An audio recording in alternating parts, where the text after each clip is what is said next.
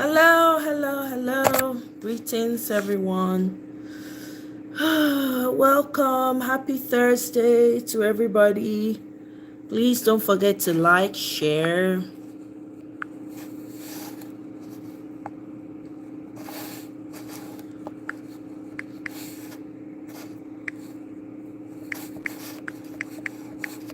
Subscribe.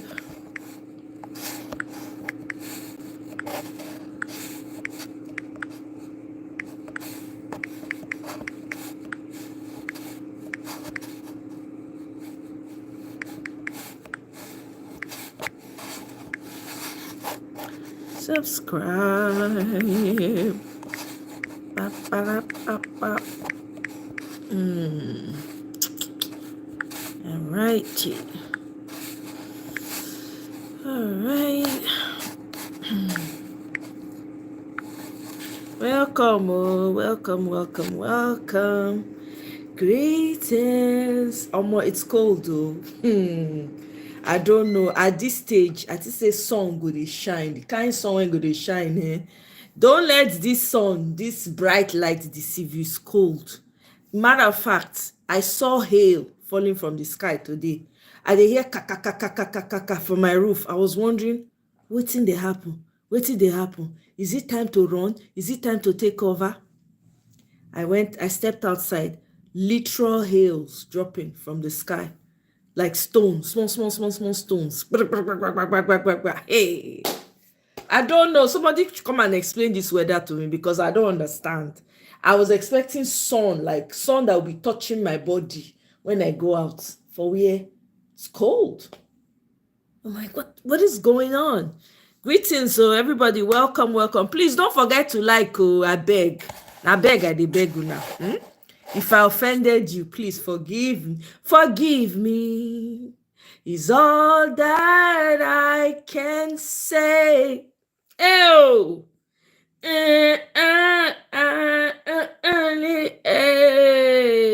Like forgive me.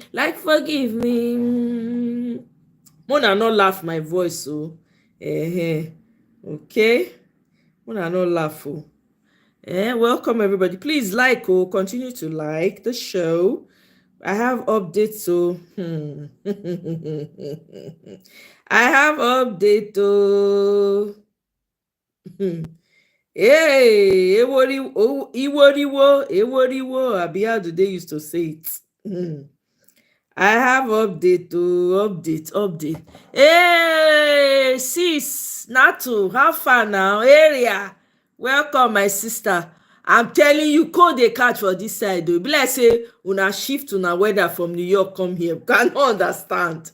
Hail dey fall for my side. I never see that kind thing before. All the time when I don dey here, never.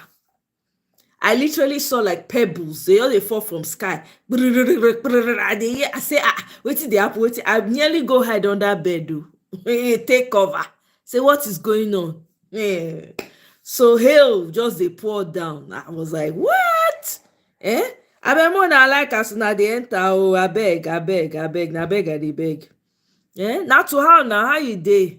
How every? I get update for now. That's good. So anyway, make we jump right into them. Let me pull up my sources. Now wow, this matter long go. Akpabio don go dey arrange, dey line up women to come to his defense. Women.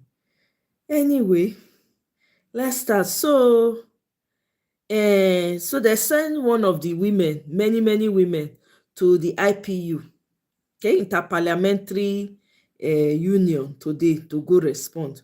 So now that one we go first listen to first. The United Nations have been... I don't know this woman's name. I wish I had her name, but I'm sorry, guys, I don't have her name.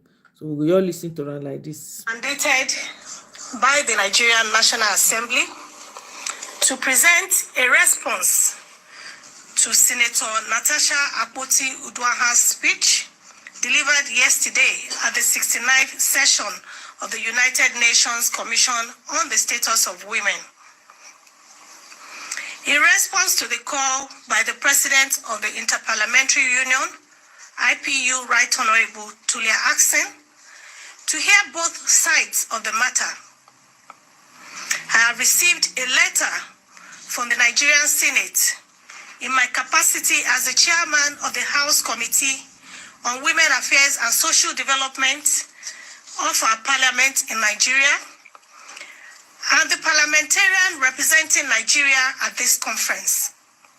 In the spirit of transparency and fairness, I now wish to read this letter from the Senate in its entirety, and it is crucial that all perspectives are heard and that all aspects of the situation are duly considered.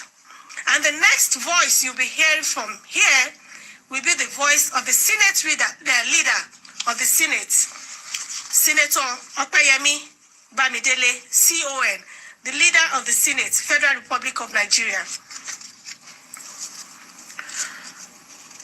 Senator Natasha Akpoti-Uduaghan was suspended for gross misconduct and unruly behavior, and not as a result of allegation of sexual harassment or assault. The authority of the Senate of the Federal Republic of Nigeria firmly rebukes the deliberate misinformation and false narratives being circulated by certain media organizations regarding the six-month suspension of Senator Natasha Akpoti-Uduaghan. Let it be unequivocally stated that Senator Uduaghan was suspended solely for a persistent act of misconduct, blatant disregard for the provisions of the Senate Standing Orders 2023 as amended, and gross indiscipline, nothing more, nothing less. This is still the voice of the leader of the Senate.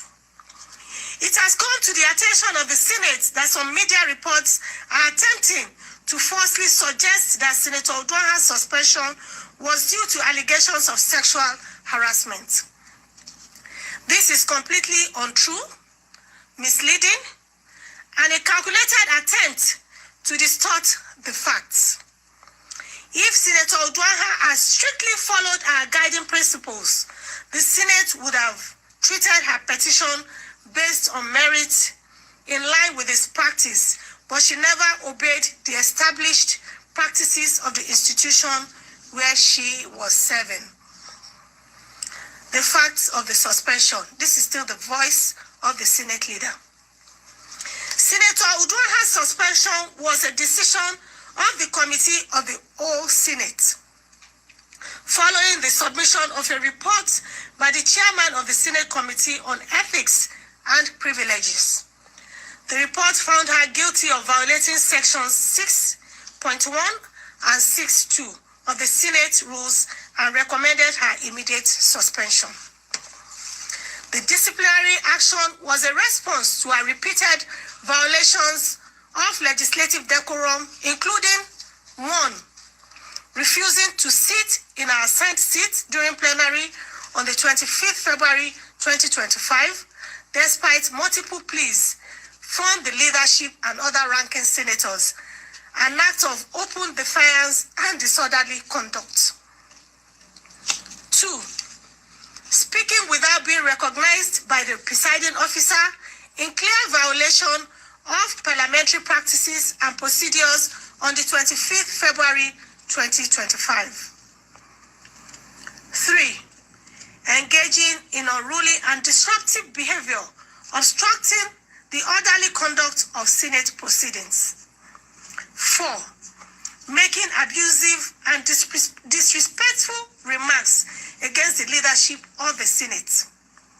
5, defying and refusing to comply with the summons of the Senate Committee on Ethics and Privileges mandated to investigate cases of misconduct.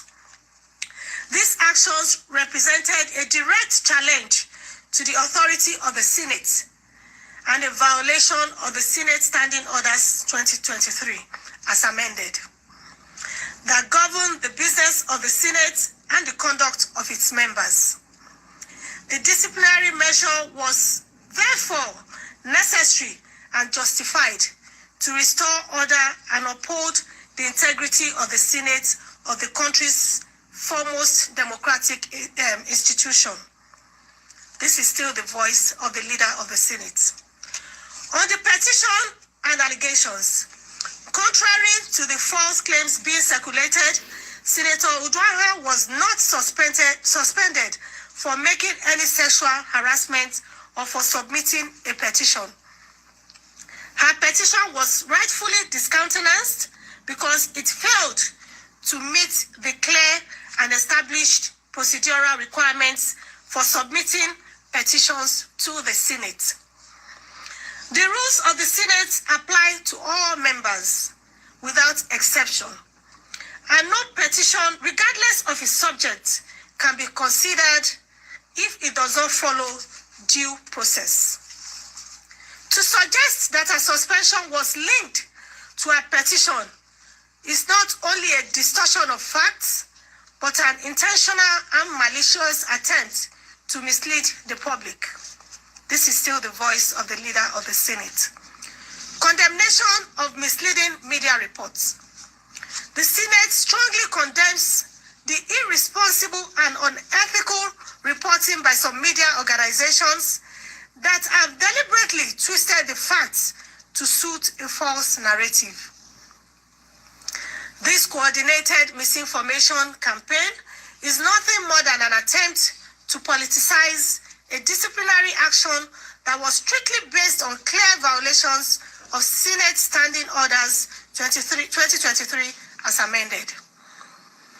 It is reckless, misleading, and a disservice to the people of the Federal Republic of Nigeria and the whole world who deserve truthful and factual reporting. We therefore urge all foreign correspondents and responsible media houses to correct these misrepresentations and avoid propagating falsehoods that undermine the integrity of Nigeria's legislative process. This is still the voice of the leader of the Senate. Conclusion. The Senate remains committed to upholding discipline, order, and parliamentary ethics.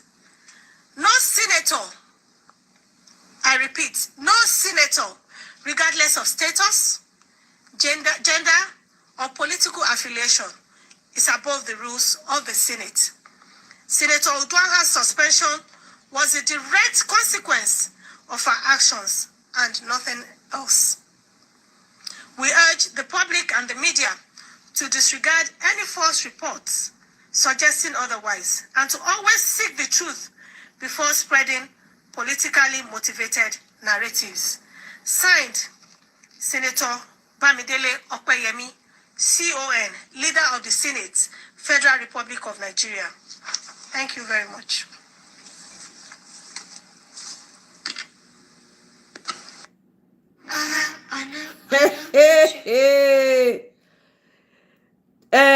Akpabio, welcome, Quinty, sis, welcome. Gravitas, I see you, welcome. Akpabio is too big to come and defend himself. You see, say now women be women problem. Now women they use, they tackle Natasha. They don't quick send people to come respond. Welcome, OTM Nation. Welcome. Hello. Greetings to you. Now they send to come answer the complaint when Natasha present for IPU. You see, I heard that there's a lot of recruiting of women going on in the background to come and defend Senator Akpabio's excesses, to come and help him defend against Natasha. Let me play the response of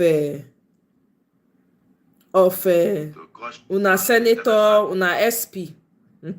Akpabio's response from the chamber, the Senate, to Senator Natasha's IPU claims.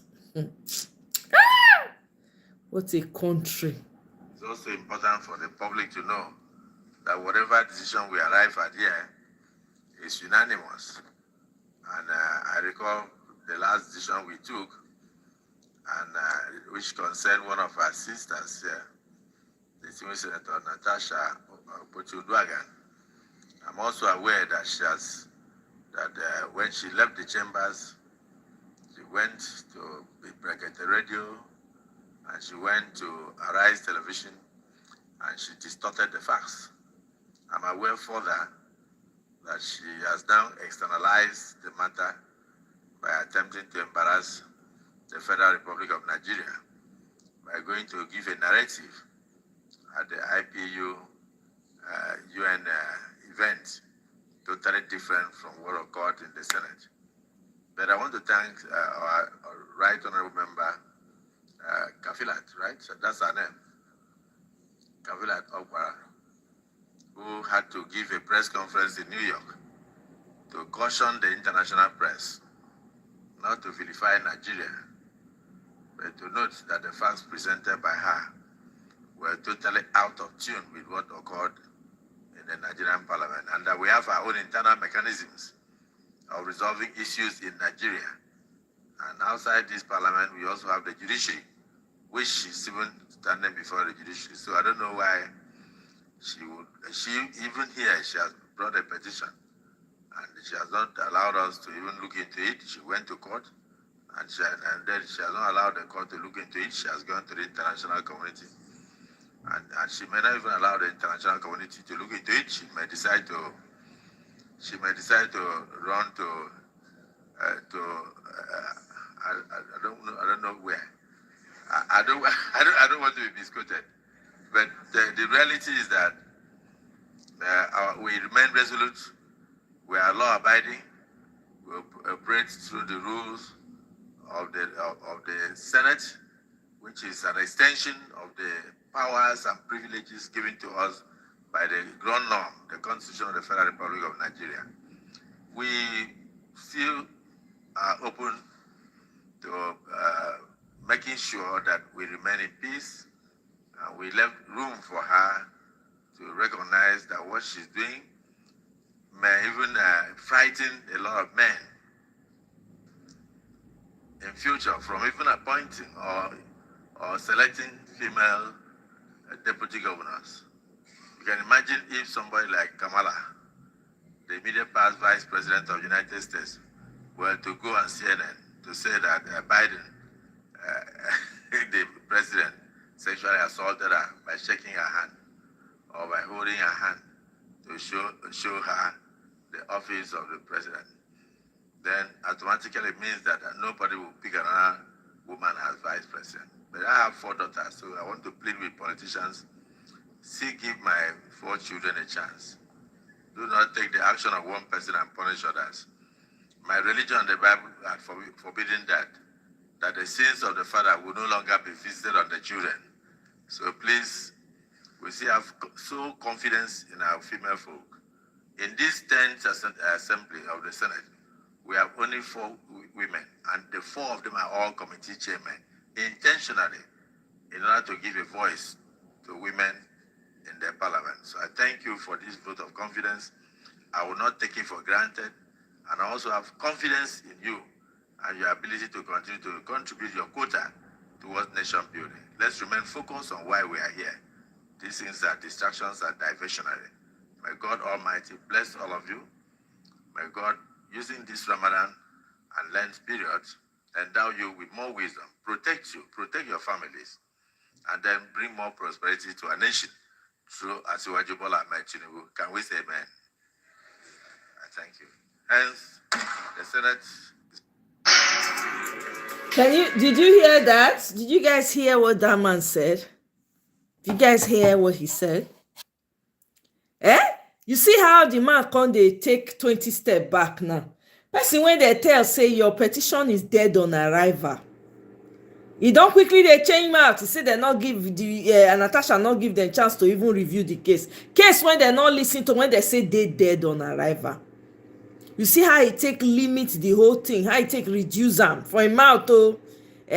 He dey talk say Natasha they go put the country in a bad light. Please, who is putting the country in a bad light? Who is putting the country in a bad light? You see how the man, And they pass vote of confidence on this man to tell you that we are in trouble in Nigeria. The Senate, every single one of them gather vote confidence on. Hey God. Natasha asked for fair hearing. Guys, please like the video, please, I beg. Hey, still Dre, welcome. Oh, God's special grace, welcome. I see you guys. Quinty, exactly, the press conference, now only 2 reporters we see for there. Exactly, they're not even listening to it, their own version. I'm telling you, he no fit come out. This man no fit come out by himself, can't defend himself. He sit down for there that they pass vote of confidence on him to continue to carry on the rubbish. Una not hear when he talk say make they give him 4 daughters, say he go make men not they choose women as deputy. I don't understand. Now they dash Natasha that position. Did she not fight for it? Was it not her people that voted for her to be their senator? I don't understand. Does Akpabio think that the same way he came in through a rigged system, through corruption, is the same way Natasha got there?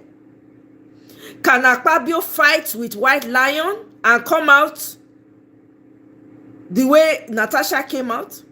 Can he handle the heat? This is how people cover for rubbish and defend rubbish in Nigeria. This is where we are. This is the reason why we're where we are as Nigerians. Somebody does something egregiously wrong. You have people coming to this person's defense. Thank you very much, Natu. Thank you. You self notice, you self remember. They say her petition was dead on arrival. So what is this talk that he's talking about? That she did not give them a chance. That the matter is before court. Did they not override what the court said? Did the court not say don't suspend her? What did they do? Did they not carry on and suspend her? Court that they do not respect. Is it the same court they want? They want people to listen to and Natasha to sit down and be waiting. Look at him making a mockery. Did you hear him say, we don't know where she's going to go next. I don't want to be misquoted. These people are not ready. I've told you, I've said it before. That's National Assembly. Everything go bottom out. They don't know where they come for them. They are just trying to be strong and hold themselves. Very soon, the heat go hit. It go hit them. They're not going to know what to do. Hey, God. You can tell the stress is real. Exactly. You can tell he's not sleeping. You can tell that his wife is probably praying. All those they are praying when they pass ceiling. Did you guys see the expose that Gist Lover came out with? I'm going to read that to you guys shortly. Hey, Still Dre, welcome. Greetings, my brother. Welcome. I hail you. I hope you were able to subscribe yesterday. Oh, Still Dre. He looks stressed out, Quinty. He looks absolutely stressed out. You can tell. He be like say the man food no dey taste good for him mouth again. That one, when that man wan go sleep for night, he go dey fear. He no know wetin tomorrow go bring. He is scared. That guy is scared. Not be only man be the country. The women are a huge part of it too, my sister. Not be women if they use say they cover himself now. I hear say they don't irritating now when they were talking in Senate. The people that listened to the Senate hearing this morning, their Senate presentation, they usually come on very early. I actually said I was going to be streaming those Senate discussions and hearings, but I'm not able because it's too early my time, So I wanted to be, but somebody was telling me that they listened to it live. They listened to the stream live. The guy was saying, where is Senator Ireti? Has she spoken? Now Ireti is not gold for them because Ireti is arranging women to come to his defense everywhere. They are doing everything. Ireti is now BFFs with the president, with T-Pain's wife. They are now rubbing head together. Ireti that Wike wanted to show Pepe. Ireti's time will come. Now here we go there. Now here we go carry popcorn, we go dey chop am as she dey complain, we go dey use am take dey chop popcorn. Eh? Jokers, I'm telling you not to. Eh? Okay, good. Yeah. I'm telling you, thank you so much, Tildre. It's crazy. Make her play on the video where they pass vote of confidence on Natasha. By this man, that man wey get heavy nose, I don't know his name. The man knows if he breathe for the whole of Africa. I play the video for now.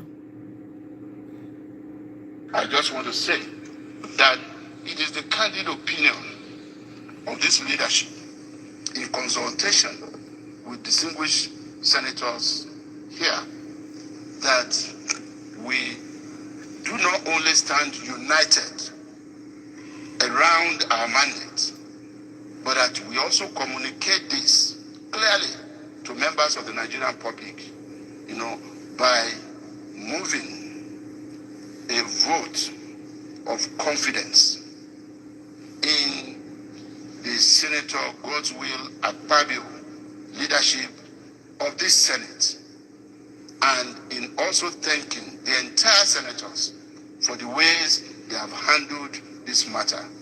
I thank you, and I so move. For the Senate to Now hear am. suspension.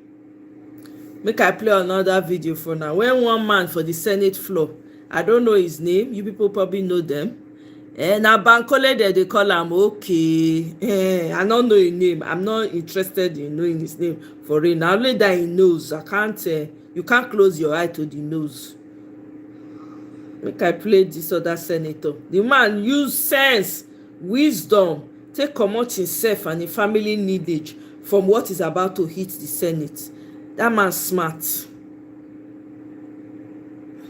Mr. Senate President, my distinguished colleagues, my name is Senator Adefadamsi from Osun East. Okay. Adefadamsi, Osun East. My own is just bold talk as an elderly person. It seems as if we don't know where we are and who we are. Today, you are number 3 in this country, which means all of us are that number 3. It's a serious upper layer of the whole nation, 109 out of 250 million people. So it carries what we call integrity.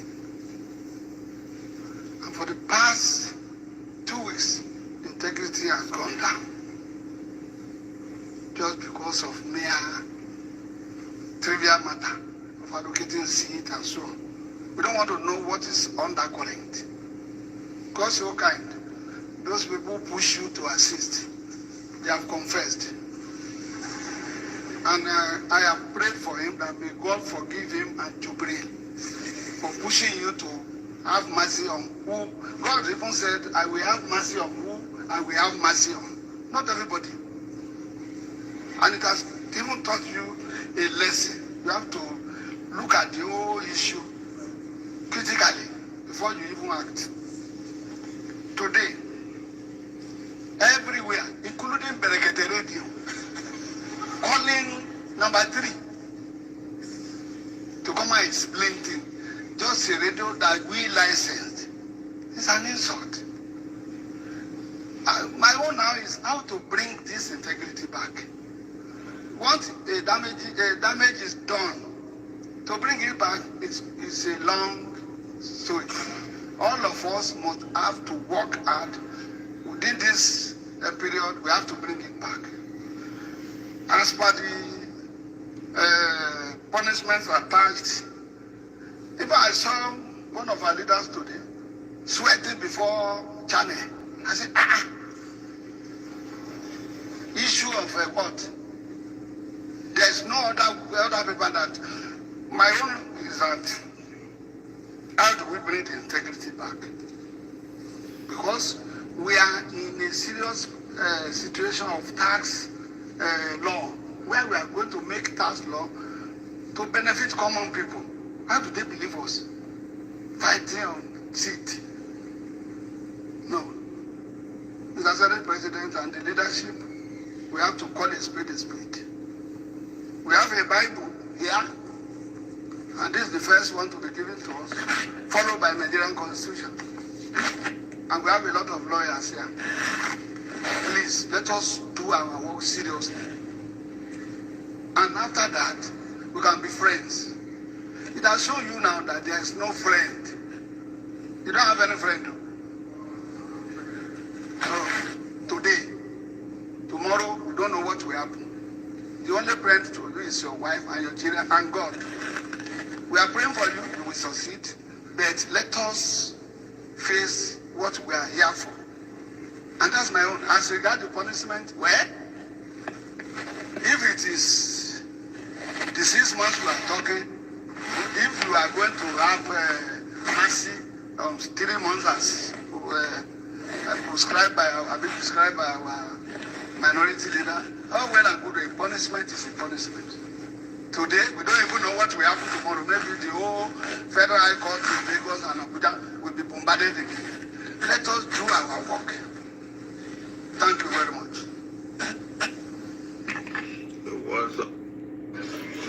Oh!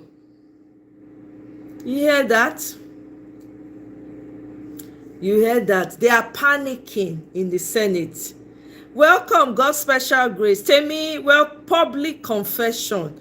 Oh, Quinty and another corrupt man. There are many. Nikki, welcome. Greetings to you.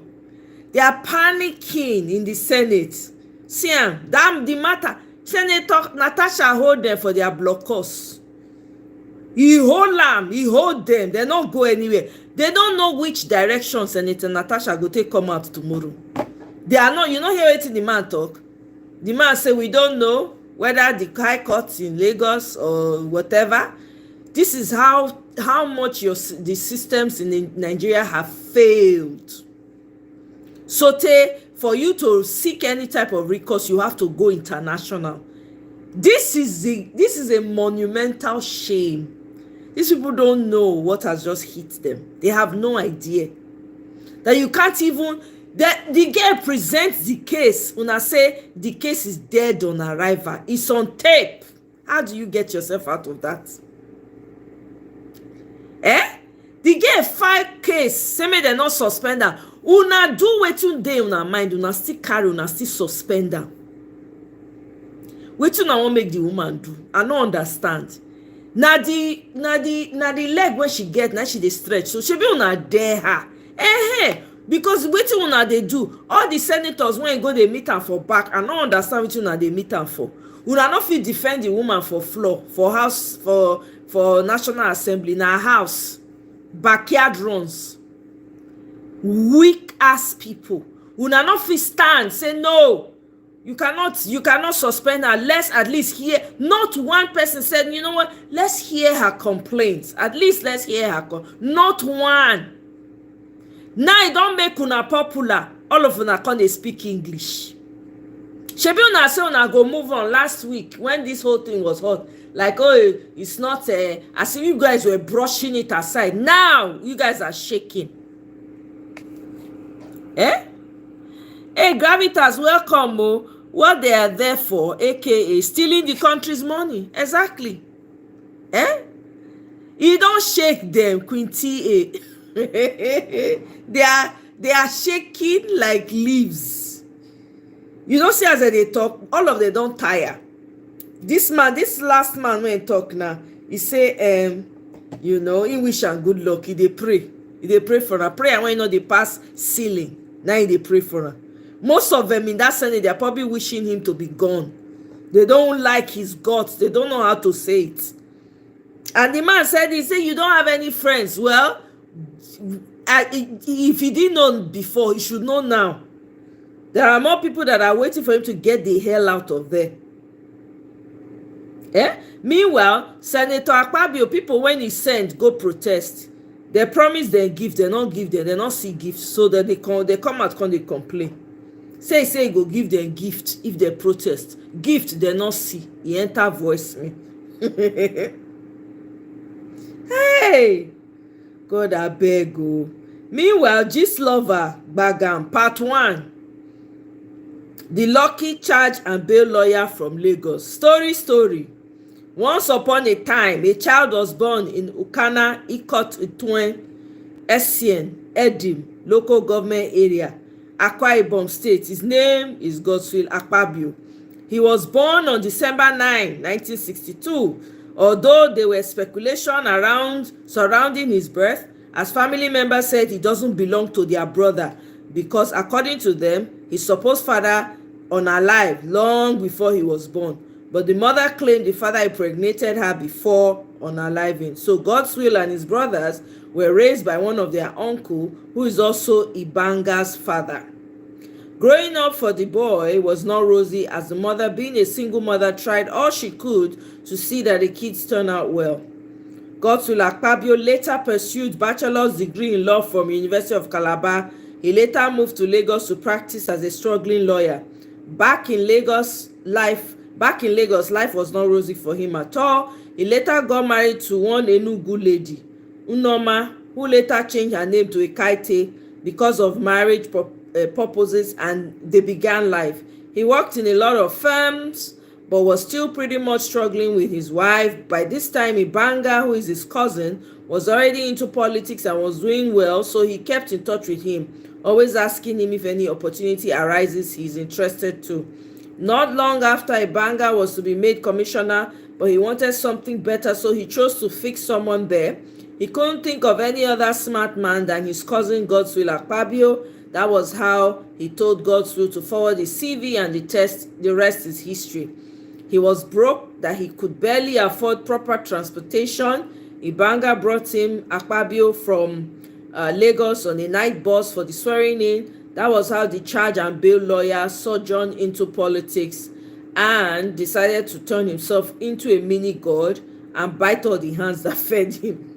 Akpabio became commissioner for local government and chieftaincy affairs in Victor Attah's administration for 8 years. During these 8 years, he has done a lot of unthinkable things, from unaliving anyone in his way to forming some terror group.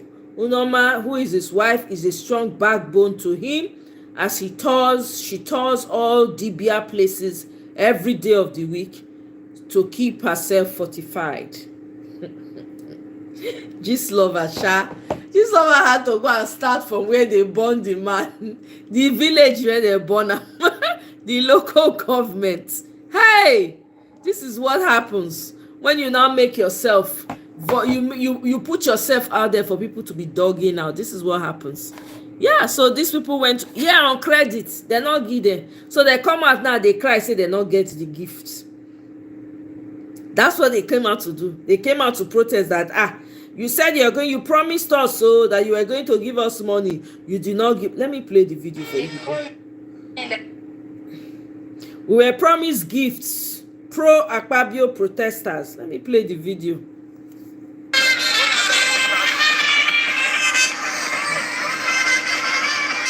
are currently here at the Eagle Square in Abuja, where protesters are gathered. And most of the protesters we spoke to here do not even have an understanding of why they are gathered here. But we spoke to the women, and they told us that they were called by a particular woman in their community to come protest against Senator Natasha. They called me that one woman for our area, he invited us, said we should come out, come and follow her to celebrate to look for something, look for what we could help ourselves to chop. That's why we follow her come. So we come, we plenty. I can't remember her name, but we are Kobe Makaranta, Sokoro village. She said, this is my first time coming. So the way she introduced to me, she said that we should come, there is a protest out, we should come and join her so that we will do the protest together. I did not understand where, but she was saying that there is a protest that we can go around and be protesting for people. If this group will come, this group will come. And So we'll stand and protest for them. No, she said after the protest, there is a gift. That's what she said. And we spoke to the women leader who claimed they were not going to pay these women, but they were going to give them transport. I did not hire women to come out today. I mobilized women. We are here this morning as women to support the decision of the Senate to curb indiscipline in the House. Because what Senator Natasha has displayed is indiscipline. And now using sexual harassment as a blackmail against the Senate president. She's just parading the sexual harassment as a blackmail. It has nothing to do with what transpired on the day of when this issue started. It first started with removal of her as the chair of local content, and then also reassigning her to a new seat, which did not affect her alone. It affected other senators as well. So why is she taking it personal? And why Were you there? Were you see as you see women, shameless people? Was she there? Ask her now. Was she there when it happened? Now wait till they tell her now she take the judge. She was not there, but look at her defending the indefensible. Okay? Meanwhile, all the Oyibo people, Christians, when they go fight for Nigerians for what did they call them? For Congress. For all the unaliving of Christians when they happen for Nigeria. Okay? This few Oyibo men when they don't carry the matter enter Donald Trump table. Okay? They want make Donald Trump sanction Nigeria to oblivion because they unalive Christians. Now, Nigeria constitutes 90% of Christians unalived worldwide annually. Una dey hear? The US Congress clears Trump to impose crippling sanctions on Nigeria. Are you there?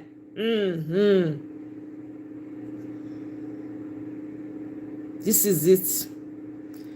No GO from Nigeria, no pastor from Nigeria, no Christian from Nigeria is talking about the atrocities on Christians in Nigeria. It had to take two Oyibo people to carry the matter, especially this Sunday Jackson own. Now it triggered this whole thing. They go present the matter for Senate. Tell them say the things when they happen for Nigeria is unspeakable. Or impose sanction on top of the suffering when we dey suffer. Hey! Oh, Koko Bioko. Shameless people, my sister. Shameless people. Ṣọ́ra fún obìnrin gravitas. Àwọn obìnrin ọ̀tá ara wa la jẹ́. We are enemies to ourselves. Where you see that some of us that are trying to fight so that there's some level of balance. No. Some women have been so indoctrinated, they will defend the indefensible as long as it has to do with a man. That's the problem we're having now. Look at all of them. Some of them don't even know why they say come out. This one they say, one they say we should come out. You don't even know at all. You know if you explain. They say they go give them gift. Some say na transport fare. This is what we are faced with in Nigeria. With these types of people in Nigeria, it's finished. So you can understand why people cannot come out and protest. These are the types of people we have. Brain dead people that don't know their rights, that don't know that they are preparing them for the day of slaughter. They don't know. You know when they feed they go say they go feed the animal fat. When they don't feed and fat, when they're corn alive, and that's what they are doing to these women. They don't even know. They are taking them to the slaughterhouse. They don't know. Michael, welcome. What you na do again? Una know say every day una dey commit. Every day una dey commit. They send women to go answer for Akpabio. See the woman when they sent, even the leader of the Senate when they talk say na the leader, he not even fit put video together, make they play the video. Now mouthpiece, woman mouthpiece. Now the woman still go there. I am reading from the voice of so and so. Now voice of so and so. The voice of so and so. Now it read. How can they take you people seriously?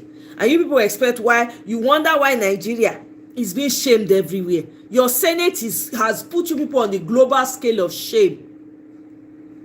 You don't elevate the shame to another level. Look at the baboon SP that you have in the house. See as it is sit down. I'm not sure say that man dey sleep. In woman, in wife, now maybe na church you go dey sleep, dey pray. Prayer when e no go pass ceiling. Woman show. Let me play this video for you people. Kai. Sen Akpabio is an old video showing South African politician Julius Malema, who is a member of the country's National Assembly, challenging the Speaker of the House of making illegal decisions on some members of Parliament from the economic freedom fighters who were served with charges after they demanded that former President Jacob Zuma pays back government money spent on his private home. Let's take a look. That's all what we're asking. We're not going to take a seat here on issues that are illegal here. We've been subjected to an illegal process. I'm going to have to throw you out of the house. How do you throw me? Which rule? Which rule is that? On which rule? Honorable Point in the rule book. Which rule are you applying? You keep on taking illegal decisions. And the courts keep on reversing your decisions because they are illegal. You keep on taking illegal decisions. And we cannot sit back and allow every time you take a wrong decisions, we must go to court. The court has just ruled against you yesterday. Because of this conduct, please, let's stick to the rules. I'm not going to go anywhere. I'm not here on your invitation. I'm elected to be here. And the EFF has been elected to be here. And its questions must be answered by the president. We have a right to hold the executive accountable. They have the right to hold the executive Sorry guys, I thought it was finished. accountable. I mean, this is exactly the thing that played out with Senator Natasha Akpoti, challenging her rights and privileges to speak, and her misconduct was what led to her suspension.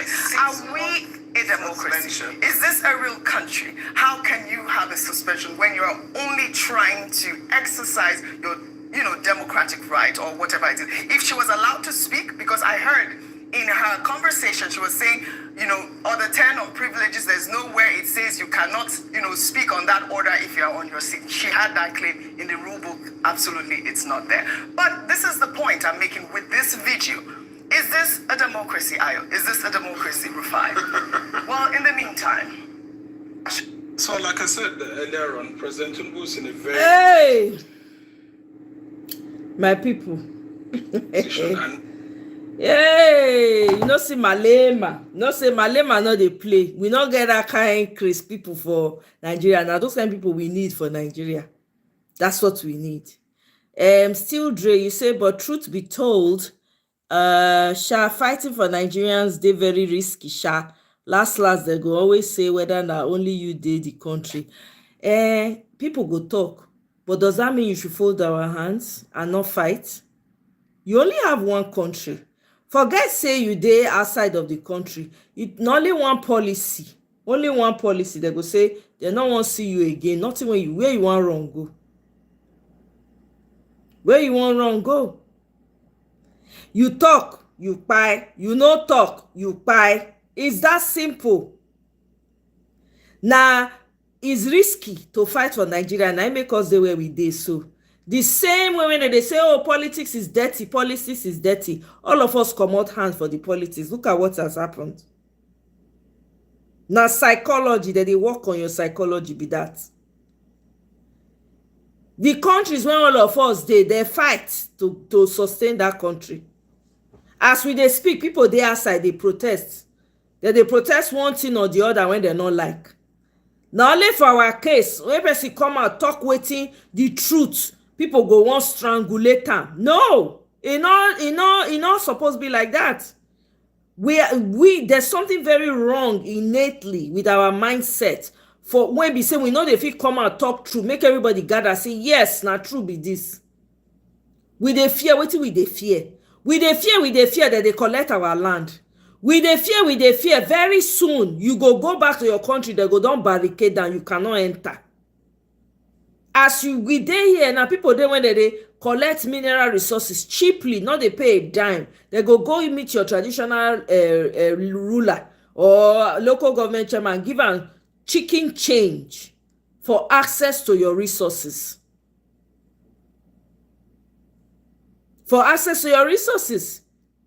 Fighting for Nigerians, they very risky. Okay, let's fold our hand and wait for the time for slaughter, because it's turn by turn now. Did you guys hear? There was a young man and his friend that were traveling. They were passing through Ekpoma or something like that. They just over-sabi policemen, and so they shoot one for leg. The guy come dey say, we never, nothing dey happen. You just carry shoot. Wetin happen? They shoot that, they shoot the other one. Kpai. The sister come social media, they cry. It's risky to talk about Nigeria. That's what has gotten us to where we are now, still drink. That's what has. If all of us they carry join, if all of us understand that we are the ones that can deliver ourselves, right? Everybody, everywhere go dey hot for social media every day on top of Nigeria matter. I have to say it's getting better. It's getting a lot better. You have a lot more voices coming out, but we still need more people and all hands on deck. You cannot say you're Nigerian and you're afraid. You talk, you buy. You no talk, you buy. There's a man now that was just recently, they're going to deport him because he went to protest in Columbia University, right? They say they don't want for America. They are booting him out. His wife is pregnant. Then they throw the guy out.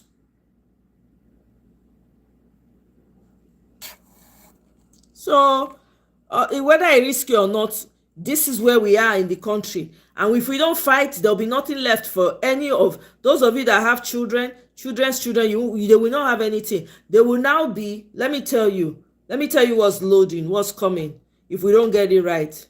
Slavery 5.0. Okay? So if we let's not take it serious and keep saying to ourselves, it's very risky to fight for Nigeria. Who else is going to fight for Nigeria but you? Why are you a Nigerian? I'm not directing this thing at you, still Dre. I'm not upset. I'm just using this comment to really pull something out. So it's not really about you. Please don't take it personal. All right? I've heard these comments before on occasion. If not you, then who? If not me, then who? It's not a mistake that you're Nigerian. You're the only one that can fix that country. Do you see Oyibo people coming down and say, let's go and fight for Nigeria? They ain't gonna do that. Because that means they're not going to have free access to your minerals, your gold, your platinum, your californium, your lithium. They're not going to have access to your oil. You want them to fight for you? You're on a long thing now. Hey, I am Bossai. Welcome. Greetings, fellow freedom fighter. Welcome. T-U-R-Q-T-A. I don't understand that one, no. I am Bossai. No, understand. Temilade. Sister, me. Welcome.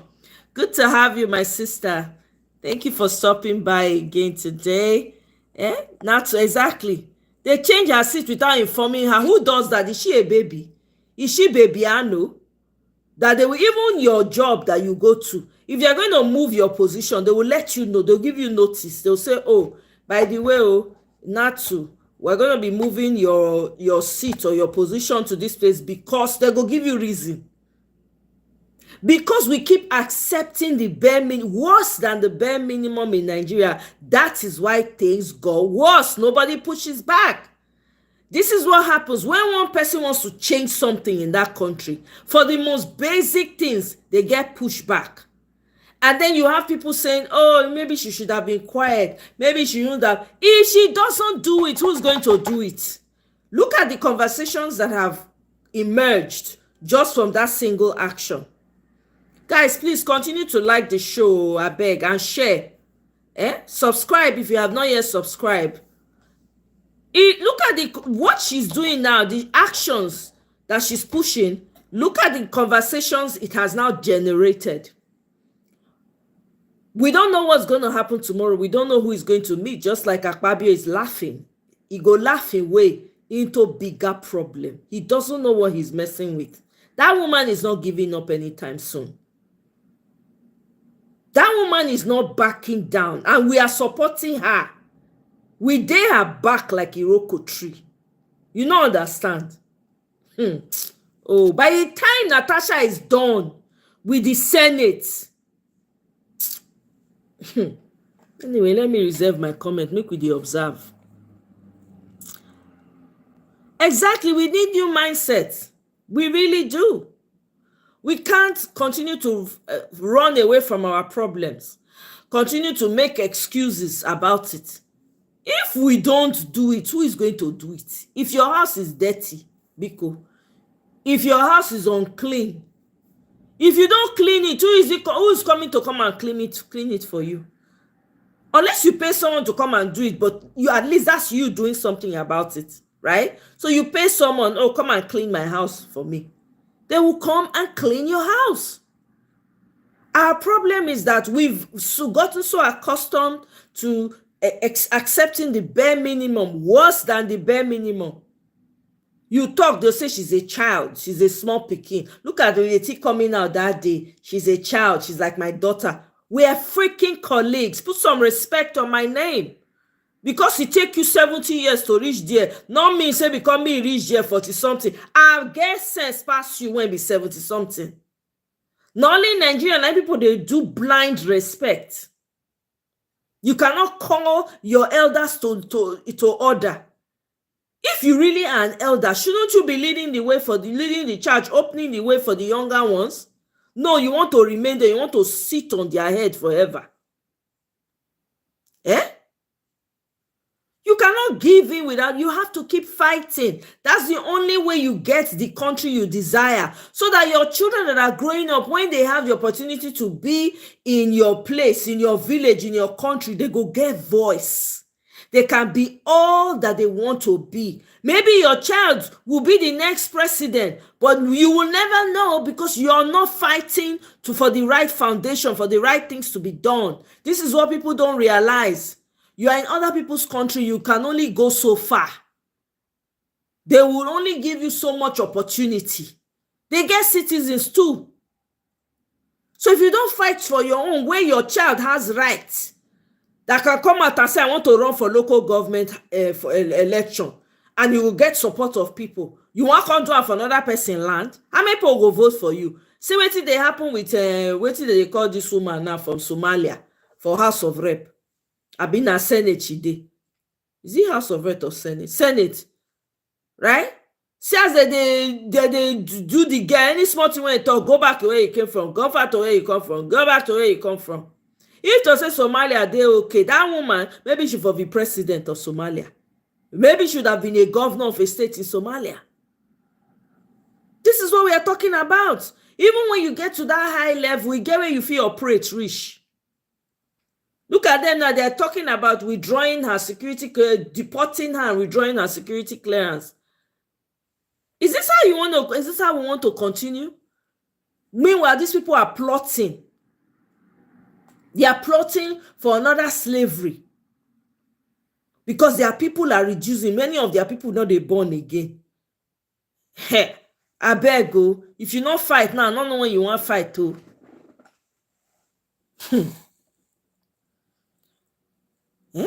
Exactly, Bossai.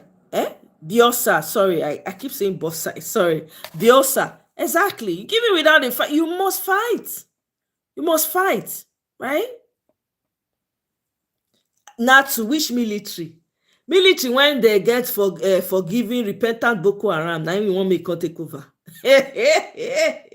From fire to volcano. Military, when repentant Boko Haram don't take over. Your military is gone, Abi, you don't know. Oh my God. Every day, they absorb repentant Boko Haram people, repentant bandits. You don't know? repentant terrorists every day. Now that they absorb them in. Now you want me to take over?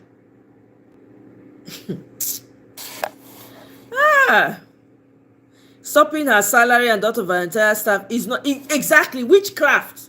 What did her staff do? What did her staff do? Did her staff commit it? And what rights do they have to suspend her? Somebody that her people voted for. It's just that Nigeria is just the nyama way it is. It's not supposed to stand. Whether you like me or not, I'm in the Senate because my people voted for me. So I'm not going anywhere. And the funny thing is that the woman cannot be stubborn like that because they can become violent towards her. And if anything happens, guess what? Now her own finish, now be that. But if to say the police know where they are positioned, they draw the line. Say they're not involved themselves in matters like this. Police remove the systems they work. I go show up for that Senate every day. I go tell the SP, I go say you don't have the right to suspend me. I'm here because of my people. Who voted you in? I go challenge her. We'll fit apologize later. We can't continue like this, but the country, unfortunately, is not such that she can do that right now. That's why she's going international. It's a cry for help, but the dumb-dumbs are not seeing that. Instead, they are trying to show stubbornness, increase, and make it seem as though they are not bothered. They are bothered. They are not sleeping at night. The statement of that guy exposed her. They are trying to build back the integrity. The integrity is gone. There's nothing to build back.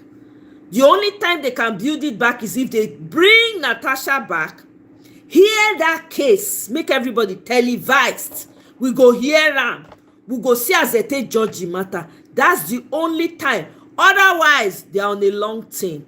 There's more shame that is coming that will cripple that National Assembly. And we're going to be here for it. We Nigerians have character problem. If you live abroad, your fellow Niger can send you to jail for BS. No love for ourselves in Nigeria. This is true. This is true. But we don't have to, see, salutation not be love. We don't have to love ourselves in order for us to understand that we need to fight for our country. We don't have to. That's just the truth. That's what we miss. We don't have to love. I don't have to say, oh, Natu, good morning, I love you. Oh, Dre, oh, we are one. Let's just, no. We can agree. That country, we need to fix it. Let's come together, find ways to make sure we work together to get the country back. I don't have to love you for that. I don't have to like you for that. It's like your job, right? It's like your job. Guys, please like. The likes are still very low. I beg, make una like, make una no verse. If I verse una, forgive me. It's all that I can say. Hey. Anyway, right? So you can be at a job. You don't have to love your boss. You don't have to love your colleagues, but you get the work done because there's work that needs to be done. If you respond to me, I don't like you, I have to respond. Not be your like not go pay my salary. My like not go pay your salary. Get the job done. We have a target to meet. Do your part, me do my part. We achieve the aim. That's how it needs to be in Nigeria.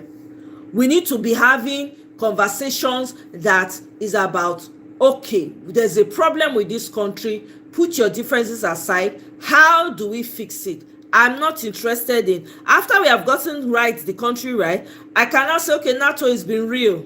It's been real. Maybe, perhaps, I will come and visit you in your region when the sun shines, when the sun comes up. Do you understand what I'm saying? So we need to get the country to get the country to be working, right? And then we can take it from there.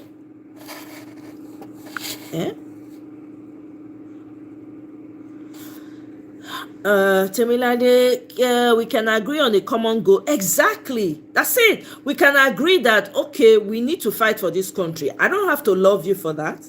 I don't have to like you for that. We both know that the country has gone bananas. So we need to find a way to get the country back in the direction it should be in. Okay? So I don't need to love you for that. We are both suffering. We cannot drive the roads at any time of the day. We can't. We can't go to our farms. Whether I like you or I don't like you, you are affected, I'm affected. At least we can agree on that.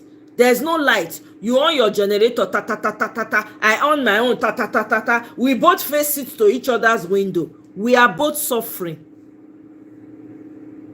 So if we can agree that, okay, the system is bad, we need to fix it. I don't have to like you to join you to fix the country. I don't. To fight for our country, regardless of tribes or ethnicity or whether we love it. Exactly. There's no love in that. It's duty now. It's about duty. Duty calls. Even some people in the military, they don't like each other, but they have to fight for one common goal. They have to fight for the common goal. Nigerians a tired person. Dem go say Natasha go spoil our name for abroad, so e go dey difficult for other Nigerians to now japa. Useless people only thinking about themselves and nothing more. Yes, make dem no fit japa. Yes, let them remain there. If na Natasha na spoil the country, na give the bad name, so be it. What is there in Nigeria?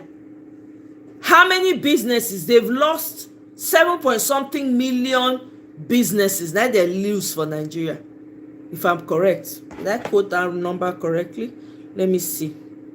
7-point-something million businesses. Now I go to blazes for Nigeria.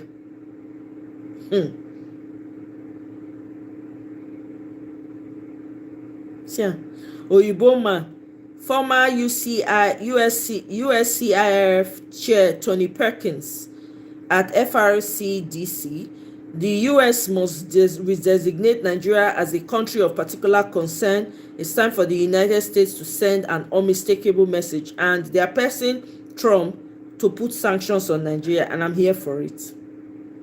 I'm here for it. I'm sorry. I have to. We got to get ourselves now. JD Vance, not being named Vance, VP Vance. He is defending free speech and religious freedom. There was a conference in Munich, and he was there.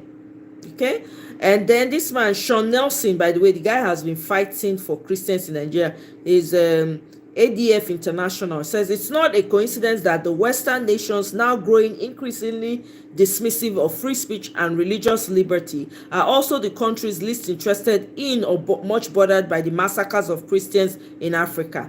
Okay, he said he was there. So I'm just going down the messages, and I came upon this. I just thought I should read it out to you guys.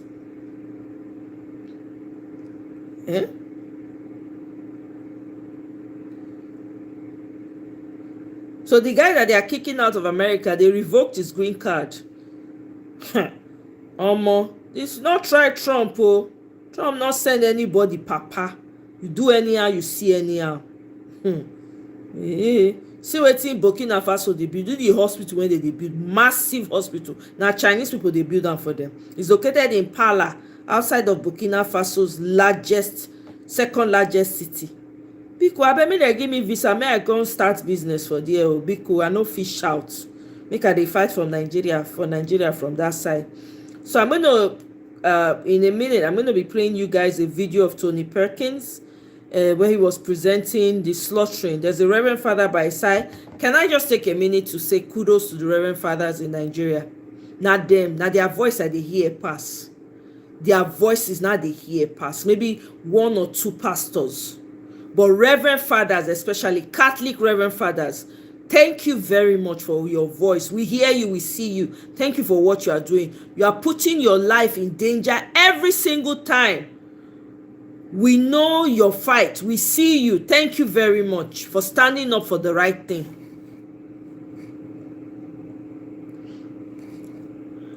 Exactly, Biosa, exactly. Nigerians act as if jackpying has benefited us as a group. thank you of people since Japan became popular since the 80s. Which Nigerian community abroad can you point to or go for help or assistance? Hello, help me increase the volume. Thank you very much. Yet we make it seem as if just taking off is beneficial and that not fighting for Nigeria and a better way of life is foolish. Whereas these same people go there abroad, they kpai and collapse due to racism. Please, louder. Louder. This is what I'm talking about. Because meanwhile, when you dey do that one, they back. I tell una about the video when I see Oyibo man. They organize wetin dem dey call am, investors. They talk to people, they organize investors, Oyibo investors, make dem go back to Africa, go invest, make dem come Nigeria, come invest. He's like the middle person in the Africa. This South African one wey dey happen now, when the Oyibo people no wan gree comot, even though Donald Trump tell dem say make dem come, im go give dem land. You see say dem dey hesitate because Africa sweet dem for body. If una like, if we like, make we fold hands, say okay, you know what, we don japa, we are living the life. At least I fit drink coffee, mochaccino, abi na mochaccino dem dey call am, I no know, coffee lovers una go understand that one.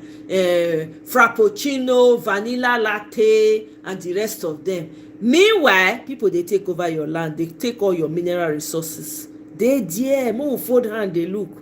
This one when Natasha start, so when everybody go gather stand for her back, this na small smoke wey fit ignite bigger fire. The woman dey move.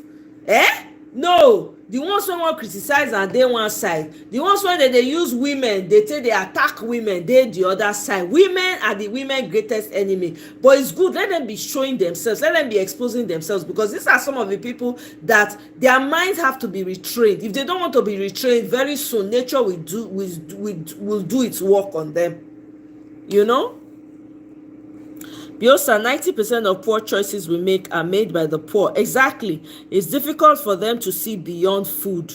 Yep, because, you know, the government intentionally keeps them poor so that they can throw. You see, Sheyi Tinubu went to the north, was sharing food, package of rice to people. The Hausas came out, northern people came out and was laughing, and they were angry at him. Like, oh, in Lagos, you are creating this hub and tech hub and all of them and building places for them. But you come to the north and you are sharing rice for them because it's the north that has more margins. Abi? They've been calling him out on it. The video, I would have played it, but it's in Hausa.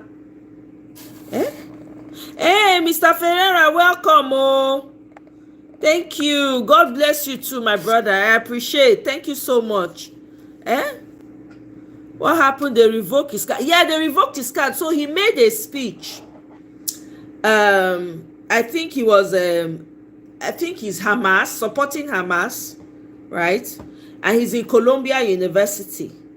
So they now got him, arrested him, found out that he was an immigrant, found out that, you know, he's married and he's expecting a baby. So they're about to deport him for those comments and protesting, I think, in Columbia University. You know? Yeah.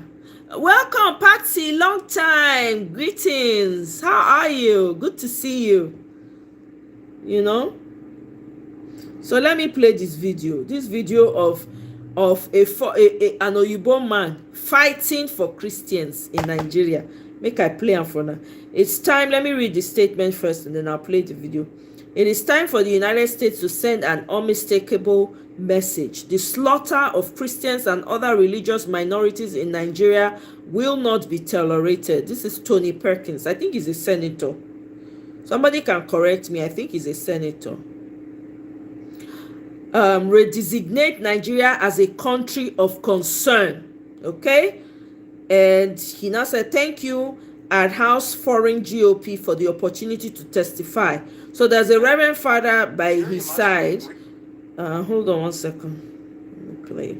I want to thank you for the opportunity to testify this morning.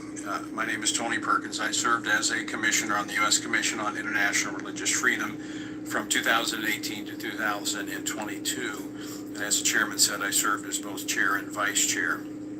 From my time on USERV, I can tell you with certainty that the world is not paying enough attention to the growing humanitarian disaster in Nigeria.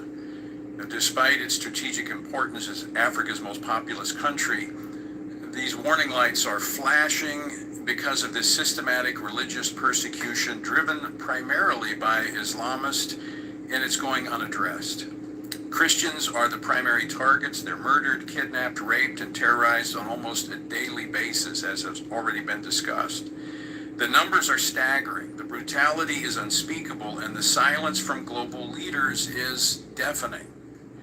Let me share just one recent example. On February 9th, Fulani terrorists armed with AK-47s. These are not hunting rifles. These are rifles designed to kill. I served, after coming out of the Marine Corps, I worked with the State Department in anti-terrorism and very familiar with the mode and operation of terrorists. They stormed a village in Gombe State. They first seized a 9-year-old boy from the Puma family and demanded ransom. They then sought out the Reverend Bala Galadima's home. They found him, they broke into his home, they demanded money.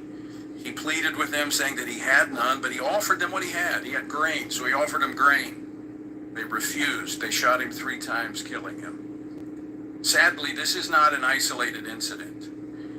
In late January, Boko Haram launched a series of coordinated attacks on Christian villages in Chibok, the same region where 276 schoolgirls were kidnapped in 2014. Mr. Chairman, you'll remember that. We discussed it then. In fact, many of those girls remain captives to this day. The terrorists set homes and churches ablaze, destroyed livestock, and demanded that Christians convert or they die. More than 4,000 believers have been forced to flee for their lives in recent weeks alone. As has been mentioned, according to Open Doors, more Christians are murdered for their faith in Nigeria than any other country in the world. 2024 alone, 3,100 Christians were killed. 2,830 were kidnapped. These are not just numbers. These are fathers, their mothers, their children, their families.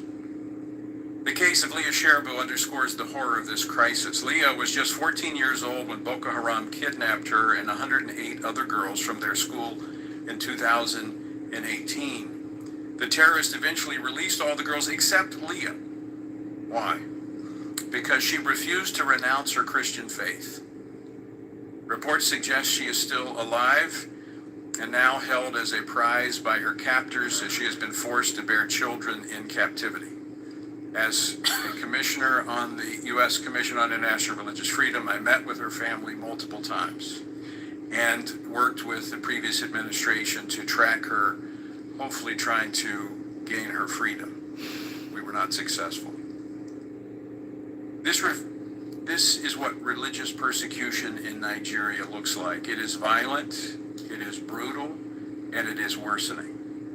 In 2020, the Trump administration, based on recommendations from USCIRF, and I was a part of that leadership team, Nigeria was designated as a country of particular concern. This was an essential step, recognizing the Nigerian government was failing to protect religious minorities from systematic violence.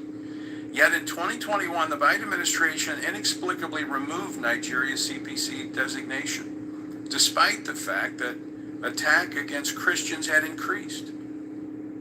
Former Secretary of State Antony Blinken later suggested in a meeting with USCIRF members, which I was present, that these massacres were caused by climate change, that desperate Fulani herders were simply looking for pasture land. Let me be clear, this is not about climate change. It's about a violent extremist ideology that seeks to eliminate Christianity from Nigeria's northern and central regions. The evidence is undeniable. This is systematic religious violence. The U.S. government must act, and they must act now. Nigeria must be redesignated a country of particular concern. Biden administration's removal of this designation was a reckless mistake that emboldened the very terrorists who are slaughtering Christians. The evidence overwhelmingly meets the legal threshold under the International Religious Freedom Act of 1998, which requires CPC status for governments that engage in or tolerate severe violations of religious freedom. That's exactly what Nigeria Nigeria's government has done. It has failed to protect all of its citizens from religious violence. The U.S. must impose consequences. Under the International Religious Freedom Act, the President has the authority to take action against CPC-designated nations, including economic penalties. The U.S. should apply targeted sanctions against Nigerian officials who are complicit in religious persecution, as well as suspend certain trade benefits until concrete actions are taken to protect all Nigerians. Religious freedom protection must be tied to U.S.-Nigerian relations. The administration should make it clear that Nigeria's treatment of religious minorities will directly impact diplomatic and economic relations, including trade agreements and security assistance. Finally, the U.S. must reappoint a strong, high-profile ambassador for international religious freedom. During the first Trump administration, this role was used effectively under the leadership of Ambassador Sam Brownback to apply global pressure on persecuting nations. The momentum for that must be regained. In closing, Mr. Chairman, it is time for the United States to send an unmistakable message, to draw a red line. The slaughter of Christians and other religious minorities in Nigeria will not be tolerated. If Nigeria continues to allow terrorists to burn churches, execute pastors, and kidnap schoolgirls with impunity, there must be consequences. This is not just about Nigeria. It is about the future of religious freedom, the stability of Africa, the moral credibility of the United States. If we fail to act, make no mistake about it, this crisis will spread. Refugees will flood into neighboring countries. Terrorists will grow bolder. And America's silence will embolden jihadists worldwide. Chairman Smith, members of the committee, thank you for helping raise awareness of the need to redesignate Nigeria as a country of particular concern. The world is watching, but more importantly, the religious persecution and those who are the victims of that in Nigeria are watching. They're waiting to see if America will stand with them and for them. Thank you, Mr. Chairman. The Chief Justice of Nigeria. There are 23 members Hey! of the council. You see him? As a stranger fighting. Well, let me not say stranger. These people have been fighting. Do you know how long? Especially that I'm not very familiar with this senator. I think he's a senator. I'm not sure. Tony Perkins, I don't know. But especially the Nelson guy, that guy has been fighting for a long time. When they were unaliving people, I think it's is it Kaduna now or Jos? I think it's Jos. I can't remember. This was last year. It was very hot at that time. This guy was there. When they this case of Deborah, the man put mouth. Every single thing. They always see that Nelson guy. None of your Christian people I see. None of your Jews. None. The silence from the Christians in the south is deafening to the slaughter of fellow Christians in the north. Unforgivable. I'm sorry to say. I don't take Christians seriously in Nigeria. I'm sorry. I don't. If you call yourself a Christian in Nigeria, now a side eye, I think they look you. Yeah, exactly. Christian, yep. Please no vex. So please tell me what you mean by fight for Nigeria. When we go for civil disobedience, remember shy. I know when I say fight for Nigeria, use your voice. You have social media, use your social media to echo. Do you understand? If there's any concern going on about Nigeria, use what you have, right, to educate your people. Your people back home, talk to them about collecting money, 1K, 2K during election. Okay? Talk to them, educate them, open their minds. It's all part of the process. Going to protest is not the only way to win your country back.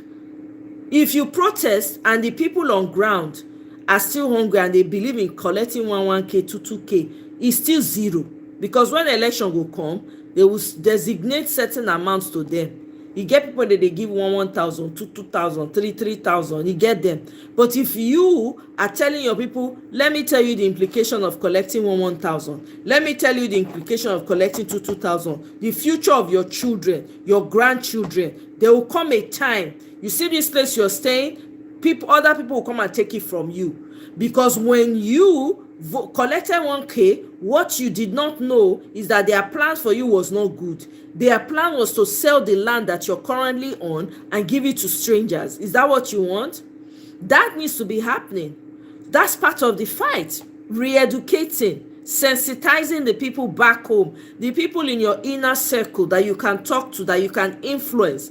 Get to work, do it. If you're on social media, there's an issue going on. If you're on Twitter, for instance, you can retweet. You can be a part of the conversation. You can be a part of re-educating people. The people have been talking about organizing in the grassroots. What are you doing? Like, what is all of us doing?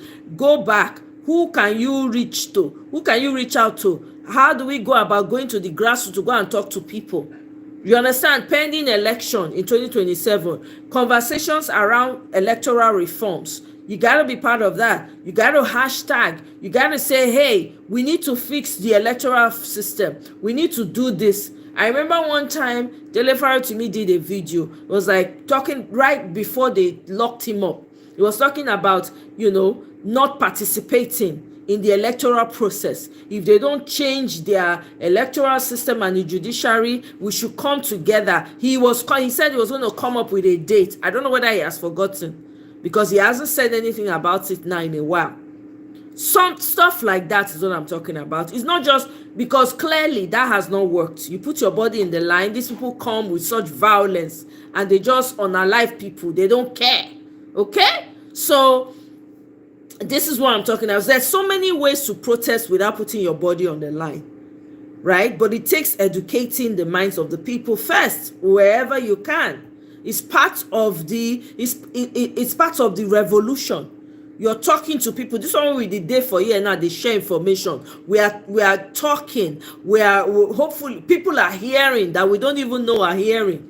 Their minds are changing. They are seeing what we're seeing. They are understanding. I tell you what, I saw a TikTok video recently. Some guy was talking about, Oyibo people, any Oyibo person that wants to buy land, the one I shared earlier. In the comment section, mostly Nigerians. Abeg, we don't, una method don't bust. We don't figure on out. We don't want to, not come our country. I see there's a video I played, I think it was yesterday, where this people came out and were talking about Indian oil companies where they are not even hiring Nigerians, even in the top position. We've talked about it here on my life. I have mentioned it numerous times. Like, why are foreigners in your country, and most of the people working in those companies, they are not from your country. You can't try it anywhere else. Go to Saudi Arabia, go to Dubai. If you dey get company, their person must be director, manager, HR person. Yeah. Not only Nigeria, foreigners go come. They go do their own school. No, Nigeria is there. And I even saw another podcast of some guy, I can't remember his name. He was talking about, he saw somewhere, he went to this place and they were saying that the school is specifically for this group of people. No, the Nigerians are not allowed. The guy lost his mind. I said, what? In my country? Never. I'm taking it up. It's part of the sensitization. So you see that Nigerians are beginning to understand those things that we used to overlook. For instance, in Nigeria, you have Indians with supermarkets, only them, most of them, and then they get the thriving supermarket. At least that time when I see theirs, and Lebanese people. Why? Where are the Nigerians? Meanwhile, the Nigerians, when they work for them, that they sweep ground, they be cleaners. You go hardly see Nigerian when they top position. God forbid. You got to fight for ourselves. Those are fights that people can take on. Just like you don't have to like VDM, but he's playing a role. There's another guy that's been doing his own focus is property. He says, how can you be calling this property in dollars? Is it dollars we are using in Nigeria? Look at the $20 million property in England or America, Texas or wherever. Compared to 20 million house in Nigeria, is worthless. Who has the money to be paying in dollars? So he's calling that out. That's a form of revolution going on. I'm telling you, because people will not start to question that, ramp up on it. Very soon you see that people will not be listing houses in dollars anymore. People will start condemning. There's another person that talks about properties that are not properly done, that landlords are renting out. That one is going on. So many things. People are putting their voice where they need to put their voice. You just find where you want to focus on, run with it. Let that be your message. That's what I mean by fighting. It's not by putting our body on the line. It has not worked. When they go do small shigi, all of us run, go back. Let's find other ways. There's so many ways we can cripple that system without putting our body on the line. I remember when this NLC people said they were going on protest, right? They were going on strike. Guess what? The grid shut down. 2 days they were screaming. When Nigerians said they were going to come out, they were announcing protests with Showore and the rest of them. What happened? We saw a lot of them at the airport wanting to run out. Was that not during that time that one of their senators passed away? I've been a House of Rep member, whatever he is. That's what I mean, my brother. I hope you understand what I'm saying. Hey, Mr. Ferreira, Nigerian problem, our collective silence is number 1. Exactly. Then number 2 is the elites. Exactly. Number 3 is big manism. Absolutely. This is part of the problem we have. We don't even have elites. Elites in other countries are fine. Look at what Elon Musk is doing for America. Look at what he's doing, cleaning up or finding all the loopholes where corruption is. That's an elite. I don't have to like him. I'm not a fan of Elon Musk. I'm not a fan with what he's doing with South Africa, trying to act like. I'm not a fan. But guess what? The guy, as much as big as he is, he sees, he say, no, let's go. You can say, oh, maybe he's doing it for selfish, whatever, but he's benefiting people. People are beginning to open their eyes and say, now wait till these people, they do us be this. You understand what I'm saying? You don't have elites in Nigeria. Most of them, they're all for their stomach. They dare not speak up. If they speak up, all their secrets go come out. All. Name one elite in Nigeria that worked hard for their money. Please, I'll wait. Name one. Most of them, they are oil rig. They just dash them. Oil rig money. Money when you go communities to build communities, make the lives better for people. They will carry and give one person. And that person go think say in life go better. It cannot be better. Na cost e collect, not be money. It isn't na money, na cost. If they physically they enjoy the benefits of that money, but forever that person is cost. Because people have unalived because they didn't have access to hospitals, access to good roads, no good water to drink. There's no way. Forever cost ni money when you no work. They say all money ain't good money. It's not every money you collect because it's money. Oh, look at money, it's plenty. Oh, hey, I just have all this money. Not be all that they collect. You get some money when they reject. Even if the money go make you instant millionaire, reject them because it get wetin go do to you spiritually. It go destroy your lineage, literally. You feel not suffering because you did, and that's the selfishness of it all. Most of these people, when they do all this wickedness, they ever remember. They don't care about their children. I don't talk am for here before. Nigerian parents don't care about their children. When I talk am, it be like something that oh my, why you go talk like that? But it's the truth. Because if your parents cared, if your fathers, when I say your, please don't personalize it. Okay, I had great parents. Okay, I can say that, I can testify. I'm just using it now. So hear me, take the message, ignore the generalization for a minute. Nigerian parents don't care for their children. If they did, you see those elites with the money they have, they'll be thinking of how to make your lives easier. They will think about their children and say, no, for the sake of my children, let me do this so that it's good for everybody. What do your elites do? They send their kids overseas to go to all the best schools. Guess what? Their kids cannot even walk in the countries they went to go to school at. They can't get the kind of positions that they would desire. They can't give it to them in those countries. Guess what? They come to Nigeria and want to make you a slave. You see them heading companies that they did not work for, roles that they do not qualify for because their father owns it, because of stolen money. Please, I will wait. How many elite people you know have generational wealth in Nigeria? I'm waiting. Name 5 Nigerian elites that has generational wealth. E no dey. As they die, their wealth they go. They grow wings, they go fly, enter another person's hand. But yet, they don't see that. They know they see all that one. They know they see beyond all that one. All they care about is now, greed, chop, now, chop. When they unalive them, if they unalive them spiritually, now make you see say most of them, they enter any type of house. You go see them, they go Babalawo house, they go church, tomorrow you go see them for mosque. They are unsettled. Their lives are not peaceful. There are a lot of things they are suffering. Look at their children. Their children they have nothing to write home about. None of their children have the vision. Right? When you see people when okay, elite, papa work hard, you go see the line of what the children they do. You go say, this person picking. Man, no wonder they get talent for that family. In no day. Because that wealth when they get now stolen wealth. Now people blood, people tears.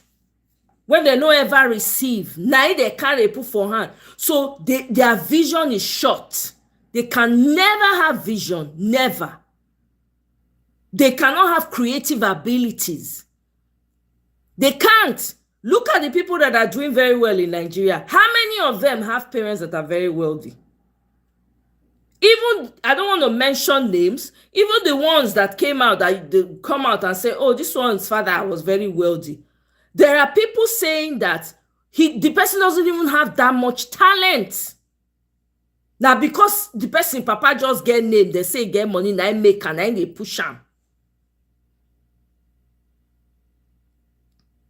The people when they do excellently well for Nigeria, now parents, people when you don't know, no name people, no elite people. They all they just struggle, struggle, one thing, do things for themselves. In the midst of tears, pain, heartache, they become something. And they're able to hold on to it. And their children run with it. You see it play out in the lives of their children. Look at Dora Akinyuli's children. Dora Akinyuli's children, they are top stars. You call stars. Now they be. Now they you go take no. When person hand clean, when your hand clean, you not chop person own. Because when you want to have money, you want to be wealthy, you want to chop the one that you're not supposed to chop. It gets what they do for person life. That's why we don't have people with generational wealth in Nigeria. If at all we get 2 or 3. 2 or 3. It not reach 10. If you even reach 5, I go doubt. These things have consequences. Sorry, it's getting dark. Let me put on the light.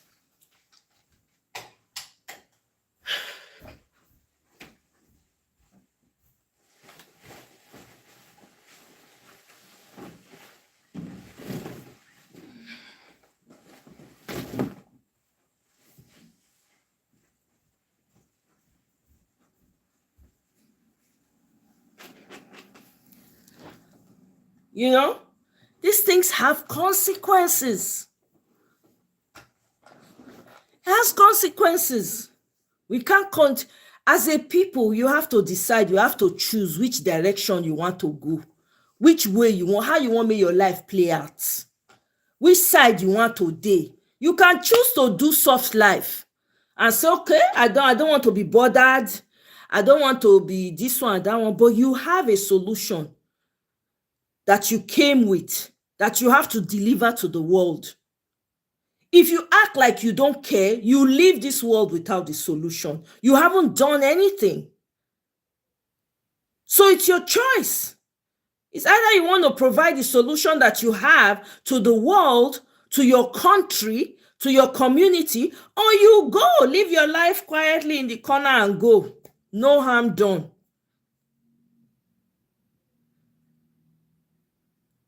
Most of your leaders have no vision. That's telling. They have no vision.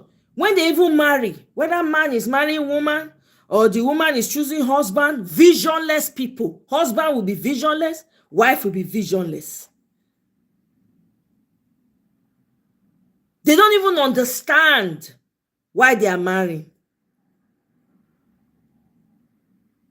When you marry someone in their position of power, you go tell and say, we know they come up for here. We must do something that will last. We should be thinking about legacy. What are we leaving that people will remember us by? If the man is not thinking about it, you, the woman, supposed to think, you go say, no, we must do something that's going to impact the lives of people. But your leaders don't have that. They marry dumb wives. They themselves are dumb.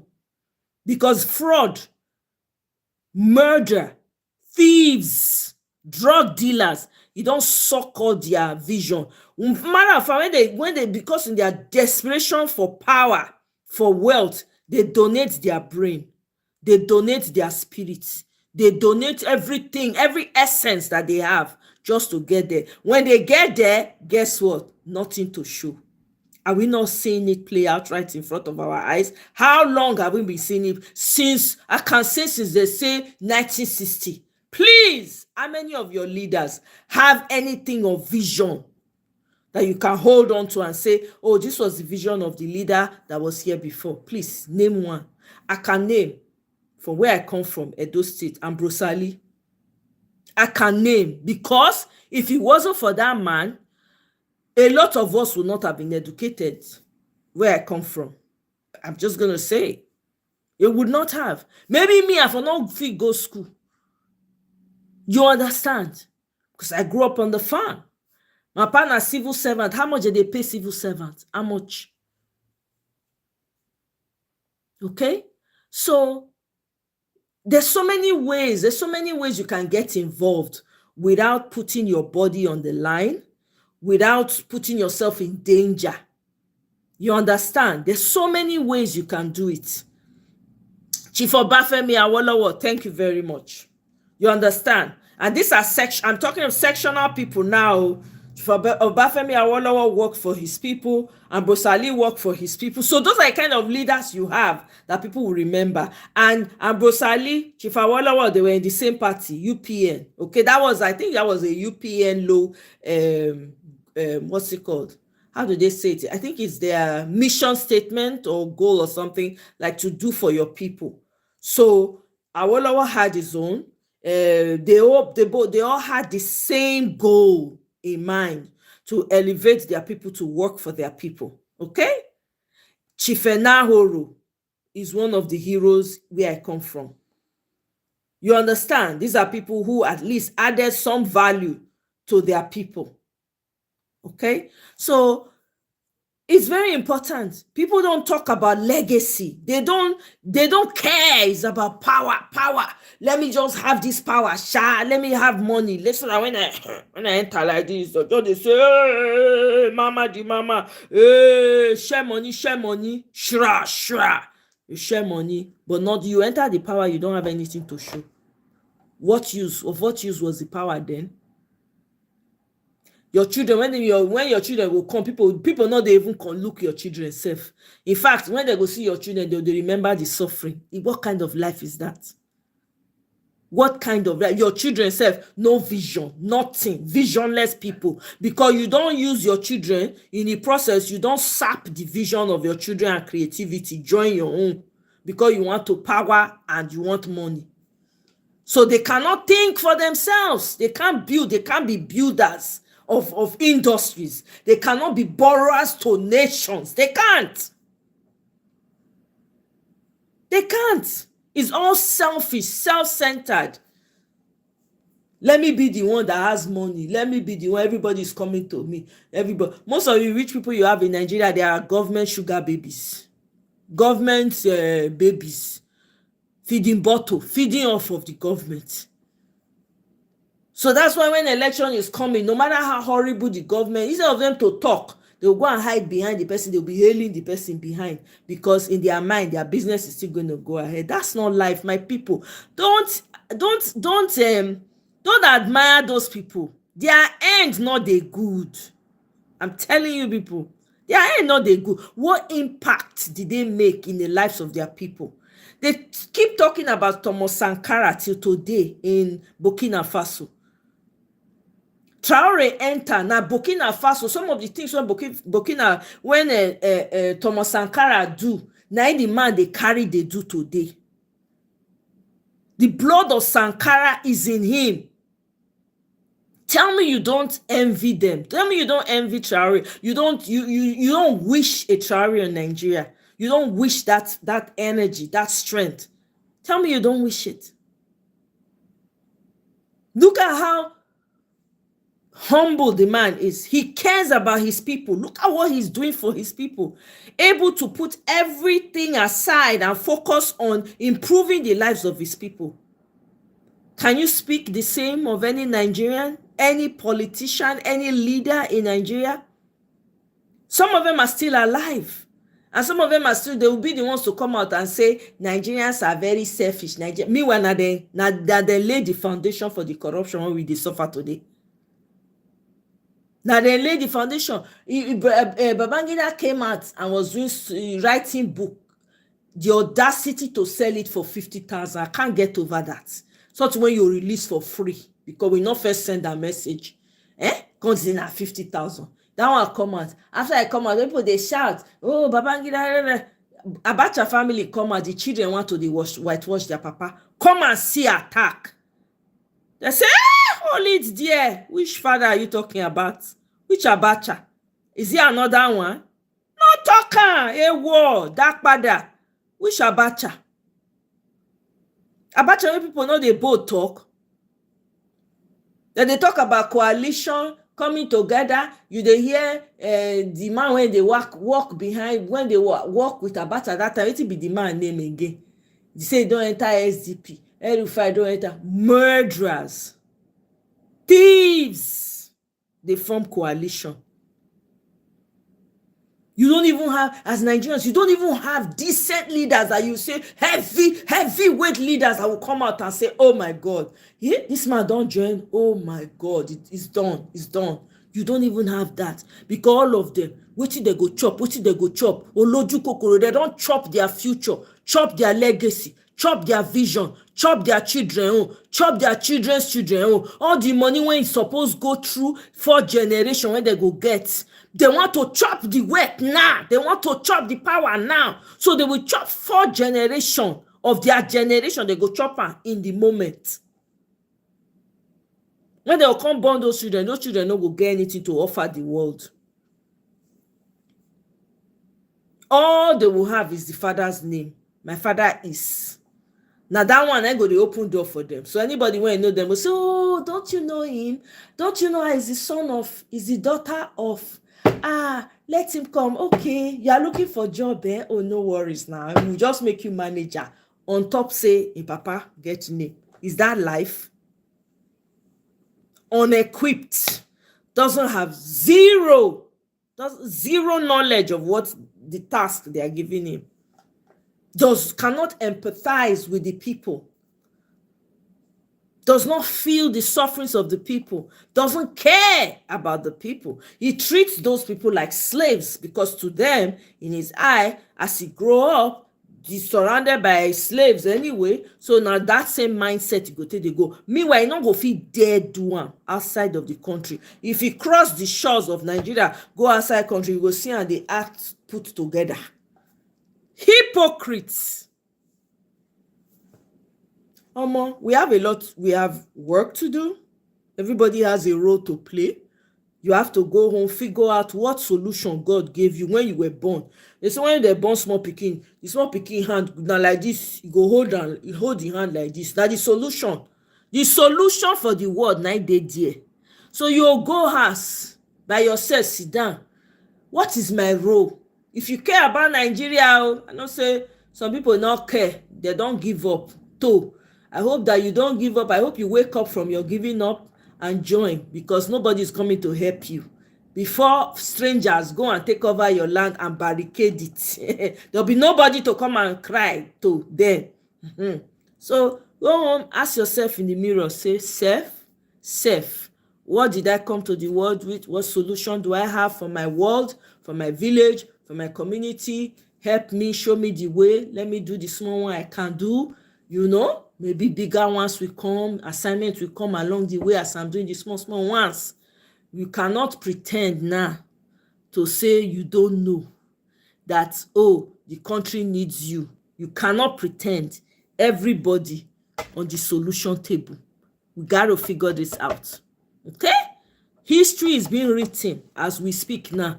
As we dey talk, history just dey take note. E dey take attendance. What role? Question is going to be asked, what role did you play? As bad as Nigeria, your children will ask you. Your nieces will ask you. Your nephews will ask you. Your grandchildren will ask you. Your great-grandchildren will ask you. Mama, daddy, papa, what was your role when this thing was going down? They will ask. What will you say? That's the question. What will you say to them? Abeg. On that note, my people, I wan go drink water. Make I call am a night. Tomorrow, we no know wetin fit happen again. Say every day, anything fit happen for Nigeria now. Something tomorrow now when we open this thing now, bam, everybody go dey run up and down. Now so up and down. Everything na fire brigade for Nigeria now. Meanwhile, Wike dey use mouth take dey put down people. Dey insult Ijaw people when gather bring Wike in. Wike just use one mouth take tear them down. Okay, no problem. Every day for the thief, one day for the owner. Nigeria no go continue to be like this. Now we go need to step up to do the right thing. So this Tony Perkins, he says it's a tough thing to do. You make people angry when you stand up for truth. Exactly. So be it. We are not called to be popular. We're called to be obedient. They discuss the whole kasala when they Nigeria, we will overcome. We will definitely. We need to know what we are doing. Let's know what we are doing. This one, we go hard or go home. That be this one. So they come out, they say Nigeria is gradually emerging to a one-party system. Something when they don't collect one party put for pocket. I say, they tell una say Tinubu T-Pain buy Nigeria. Una they speak English. Una they speak English, they go. Electricity now is more expensive than house rent in Nigeria. They know now. So meanwhile, I hear say Peter Obi meet with one governor like that of Bauchi State or whatever. I don't know. Again, until he come out come talk, now sit down look be monkey business. My own be say, may they talk as they want to do electoral reform. May they do as they will take solve judiciary. If all those things not work, if they not solve, I don't know election. I don't know about election. That's what I'm going to say. Now sit down, I go they observe. I go observe, they wait, they criticize, they look everything, they pick everything to see before I decide which next level I want to go. Dixon, welcome. Temilade, thank you, my sister. Now you do well, pass. Thank you. Reason why Wike is doing all this is because judiciary is gone. Exactly. So who's going to stand up for the judiciary? Who's going to stand up to the judiciary? So that made me say, why they still they churn out lawyers? Why are we still graduating lawyers in Nigeria? It's pointless. It don't make any sense. Why are we still graduating lawyers? They don't even know what they are doing. They can't even defend people. So what's the point of having lawyers? The truth is that if we don't rise against T-Pain, wahala go dey. E don already dey, my brother. I don't talk am. You see with Trump, like him, don't like him. We have 4 years of Trump time to get it right and secure our borders. If 4 years pass, now in our own case, we get 2 years, 2027, right? It's either you go hard or go home. If that is not the mindset going into 2027, forget it. If Trump finish 4 years and we not get Nigeria in the right track, everybody just go and hide under the bed. Slavery 5.0 loading. Plus the ones when they say it's my tribe, man. Plus the ones when they say tribe or no tribe, when they did the corner, not do anything. Plus religious bigots, the ones that are quiet, the ones that are loud, everybody go chop out of them. Okay. So, my people, let me see. I'm just trying to make sure I covered everything I wanted to bring to you guys today before I call it an evening. Oh, I need to save this. So,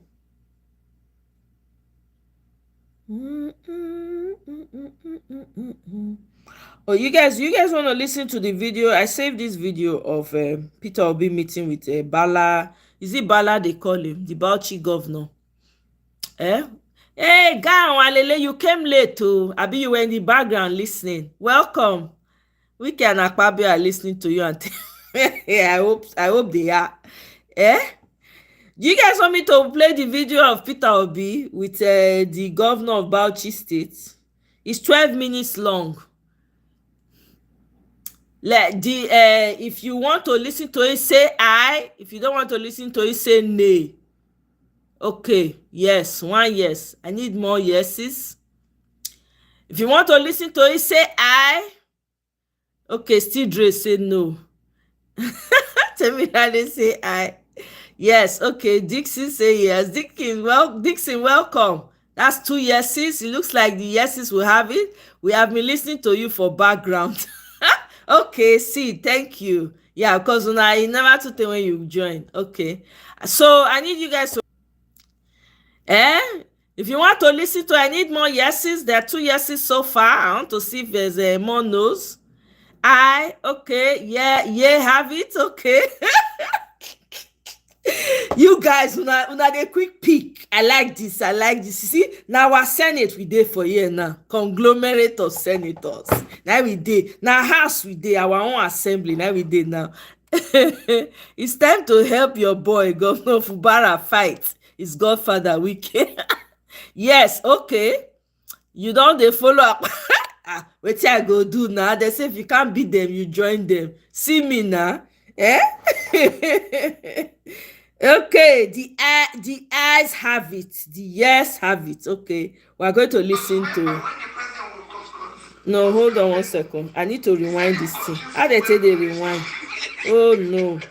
Wait a minute. Agaro, go back and start it from the beginning. You know what I'm saying? You know what I mean? Oh no, we gotta do this again. Okay. Let's see. Okay, there we go.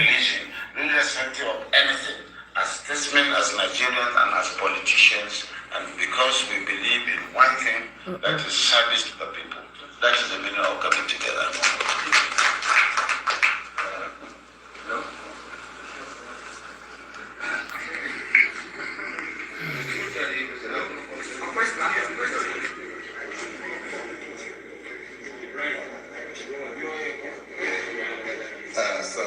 With due respect to Mr. Peter Obi, I will first of all talk on a lighter mood. My name is Abdul Muhammad from the Voice of America. Sir, we are busy to in Indonesia, I can see that they have changed your style of dress. So, to my question, haven't said and talked much of the condition that Nigerians found themselves in. So, let's say if I to ask you on the journey so far under the APC, I don't know how you would react to all the happenings in Nigeria now. Frankly, the government of APC under the president's regime has done very well. Because remember, when the president was campaigning, he said he would continue from where Buhari stopped. And if you check it, Buhari stopped the dollar at about 400. It's now 1,006. So it's not very well. The rice was about 30,000. It's not over 100,000. Beans was about 40,000. It's not over 100,000. I can go on and on. Everything I've doubled and tripled. Fuel was about 200, 300. It's not over 1,000. So you can say the government has done very well. It has promised. And that's what we must all know now. The government has just said, we are coming together for the future of this better society our children will live in. It is not about ourselves again. We have been wasted enough time in this country. We now want to invest. Yes, you're right. Just like Indonesia, I want Nigeria to be like an Indonesia. A president was sworn in Indonesia in 2014. Another one was sworn in Nigeria in 2015. So two governments came in. By 2024, 10 years after, that government in Indonesia moved their GDP from about 800 billion to 1.5 trillion. Per capita from about 3,000 to about 5,000. In our GDP in 2014 was of $500 billion with a per capita of almost 3,500. By 2024, we were down to GDP of $200 billion and per capita of below $2,000. That is the difference. So if I wear this, I'm wearing it out of, this is where we want to go.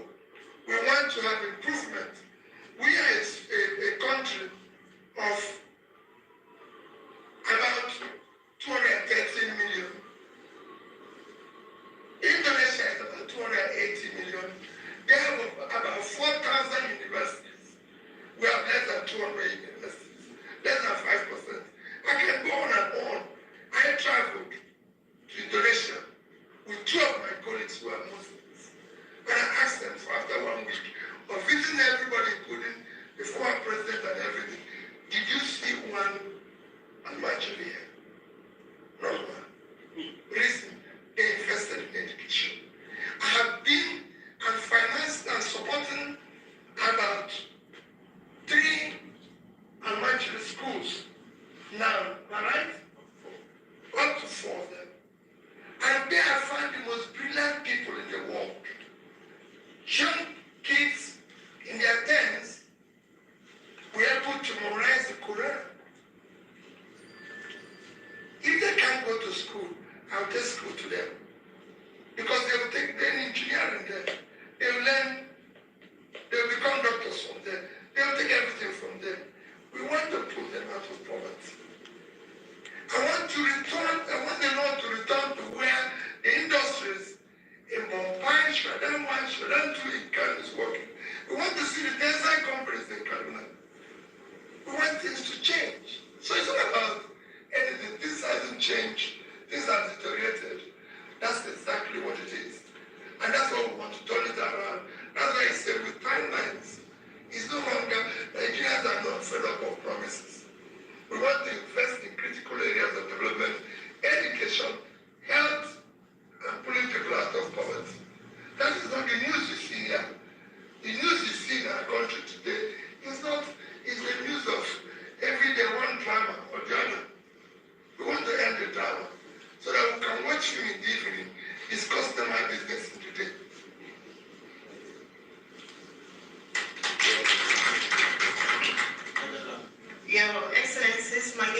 generally, I work for channels television. So let me be more specific here. Did your discussion also include potential political alliances for 2027 election? And what kind of collaboration do you anticipate? You also spoke about national issues, like you said, and how can you use your various platforms to resolve the problems in Nigeria, looking at them from different political parties? Thank you. We just started a discussion. You can't consummate a marriage in one day. You have to meet and talk. We just started, we've been talking. We just started talking. But the most important thing is that our talks centered on issues that bother the ordinary Nigerian. We want to see a Nigerian where a child of nobody will be somebody. Because we were once a child of nobody. When I was coming here, she was telling me her background, what the parents used to do, how she grew up and was able to go to Federal Government College and became a minister. I used to go to school in my own parents' car, same school with the driver, my mother's driver. The children went to the same school.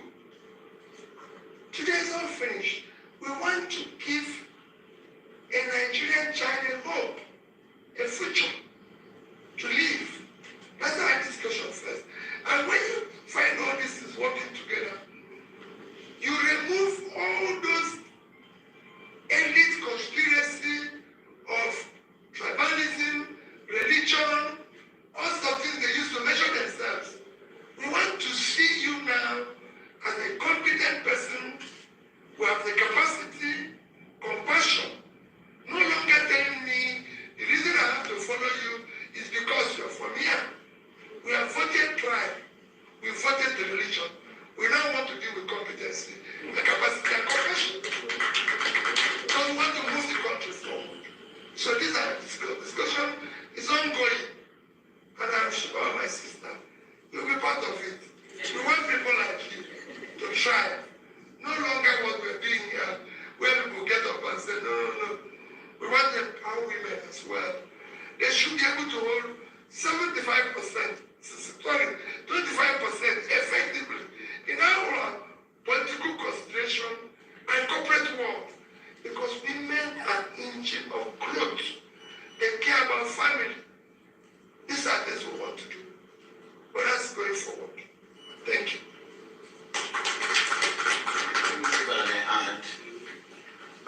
He has said it all. Our collaboration transcends party, religion, geopolitical zones, or personal petty interests. You see, the government in power relish in being undertakers of different parties. We will use knowledge, tact, and strategy to transcend all this, to go beyond their estimation in such a manner that will come with a framework that will give you us latitude to actualize our collective aspiration of providing good governance to Nigerians, irrespective of the bad interferences, permutations, or plans of those people who think that they can scuttle democracy through all the means that is in their hands, through the power of coercion, or even interference in the judiciary and so on and so forth. We will transcend all that, and that's the plan. Thank you.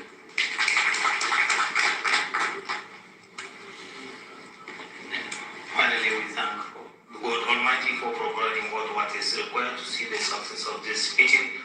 We appreciate the two eminent figures in the Nigerian political landscape, that His Excellency Mr. Peter Obi, CON, and His Excellency Distinguished Senator Bola Abdul Kader Mohammed, and the distinguished guests in our midst. Thank you and God bless you all. National anthem, please.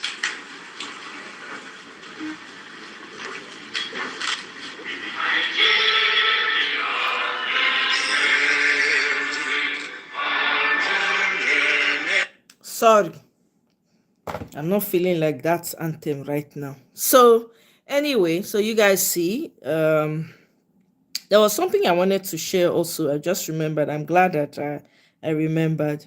So, you see the way Donald Trump ran the elections, the last election.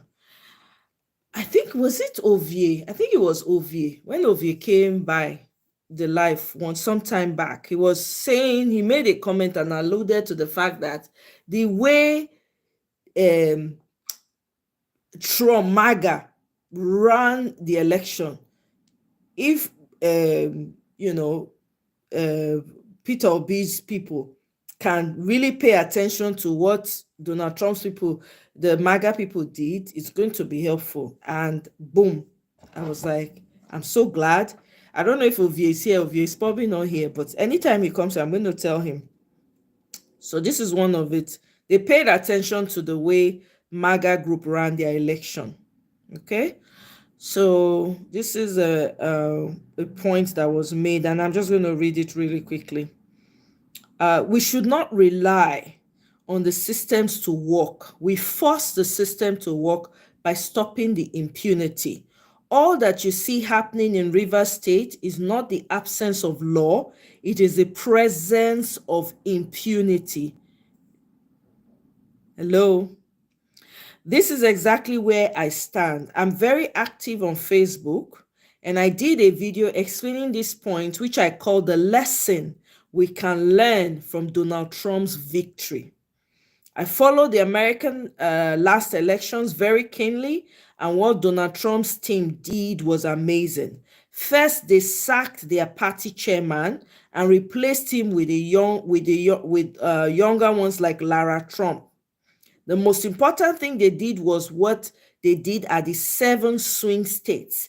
These guys never relied on the system. I remember that. They said they were not going to rely on the system. I remember that one vividly. Okay. Instead, they hired plenty lawyers, election watchers to be on ground to ensure that the right things were done. Money must talk this time around. Money must be involved this time around. Money must be a factor this time around. The quote below is from Lara Trump's Twitter account, where she said, at the RNC, we had 3 distinct goals. 1, surpass all fundraising records. Hello, somebody. Number 2, build the largest army of lawyers and poll watchers to ensure election integrity. 3, turn out millions of Americans and low propensity voters during early voting. In Lara Trump's account says, we accomplished all 3. Okay?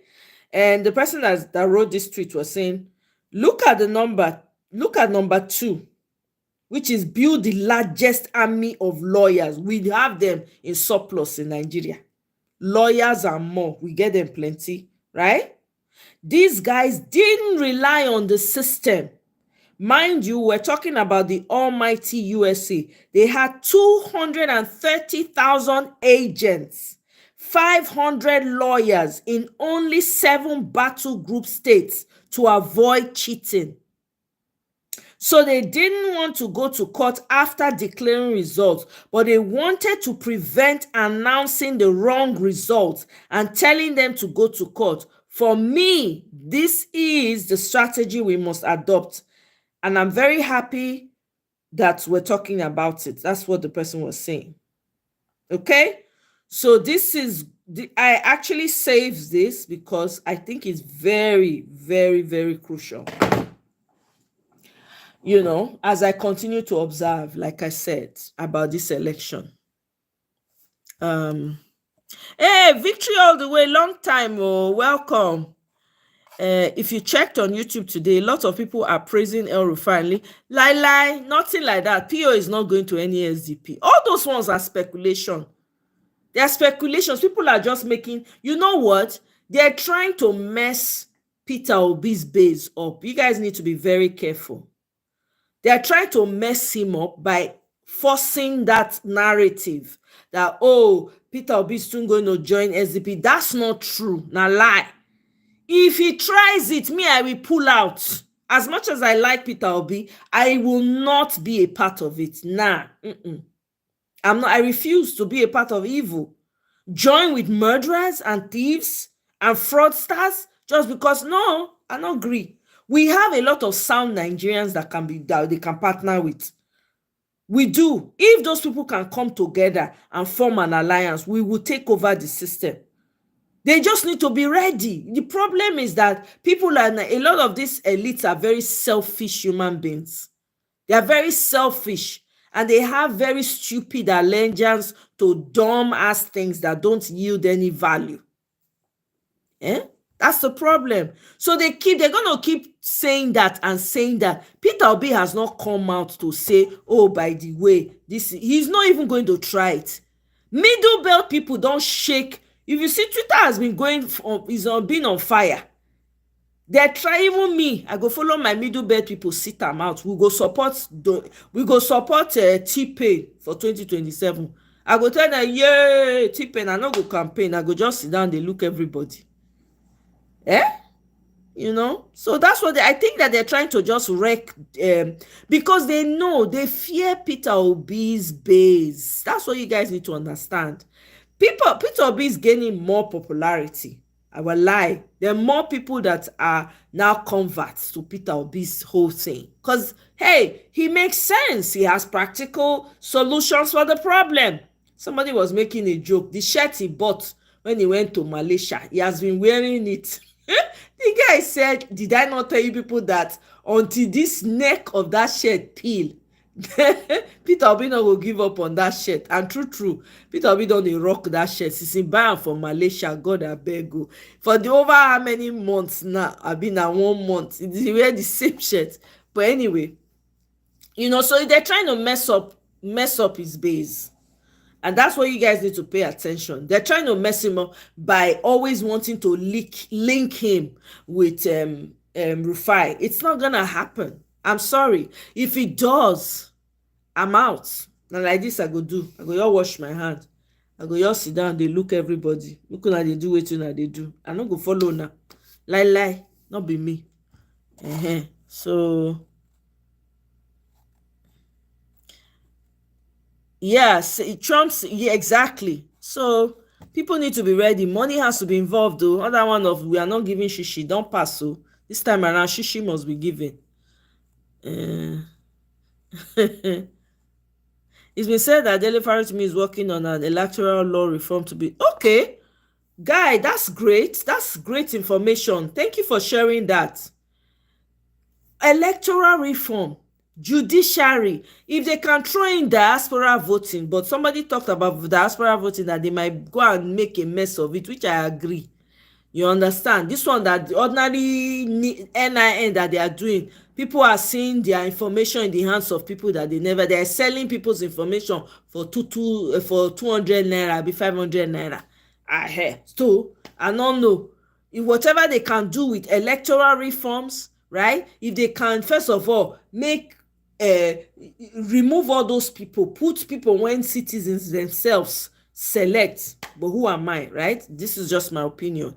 If we put people when citizens by themselves select, people of integrity, very dark man fit count votes. How about that? Very dark, hate him, love him, at least he go fit count votes. He go talk wetin I see. He no go collect money, he go reject am. Okay? So if that's what's happening, I'm very happy. That's great information right there, Mr. Guy. He has to let them do something. Judiciary too. I don't know what the lawyers are doing in Nigeria. If maybe lawyers are supposed to organize themselves and really fight to have their their profession back. Snatch it back from the hands of these hyenas. I don't know. What do I know? Anyway, my people, I beg, I don't talk, Trish. I don't tire. May I go stretch my leg? It's been real, everyone. I hope you guys like. Please continue to like the show, share, subscribe if you have not yet subscribed to my new subscribers. Thank you so much. Thank you so much for 4,000. I really, really appreciate you guys. Thank you for the support. I go see una again now. No say the news not dey finish. Maybe tomorrow Natasha go throw another heavy one. Hey, cause I dey wait for my girl. I dey wait for my girl to say something, to do something, So good night, Temiladun. Thank you, Temilade. Thank you very much. Good night, my sister. If Peter Obi failed to become, he cannot be president anymore. How do you know that, Dixon? You be God? I beg you. Michael, my brother. Thank you so much, guys. I'll see you guys on my next one. Have a wonderful night. Bye.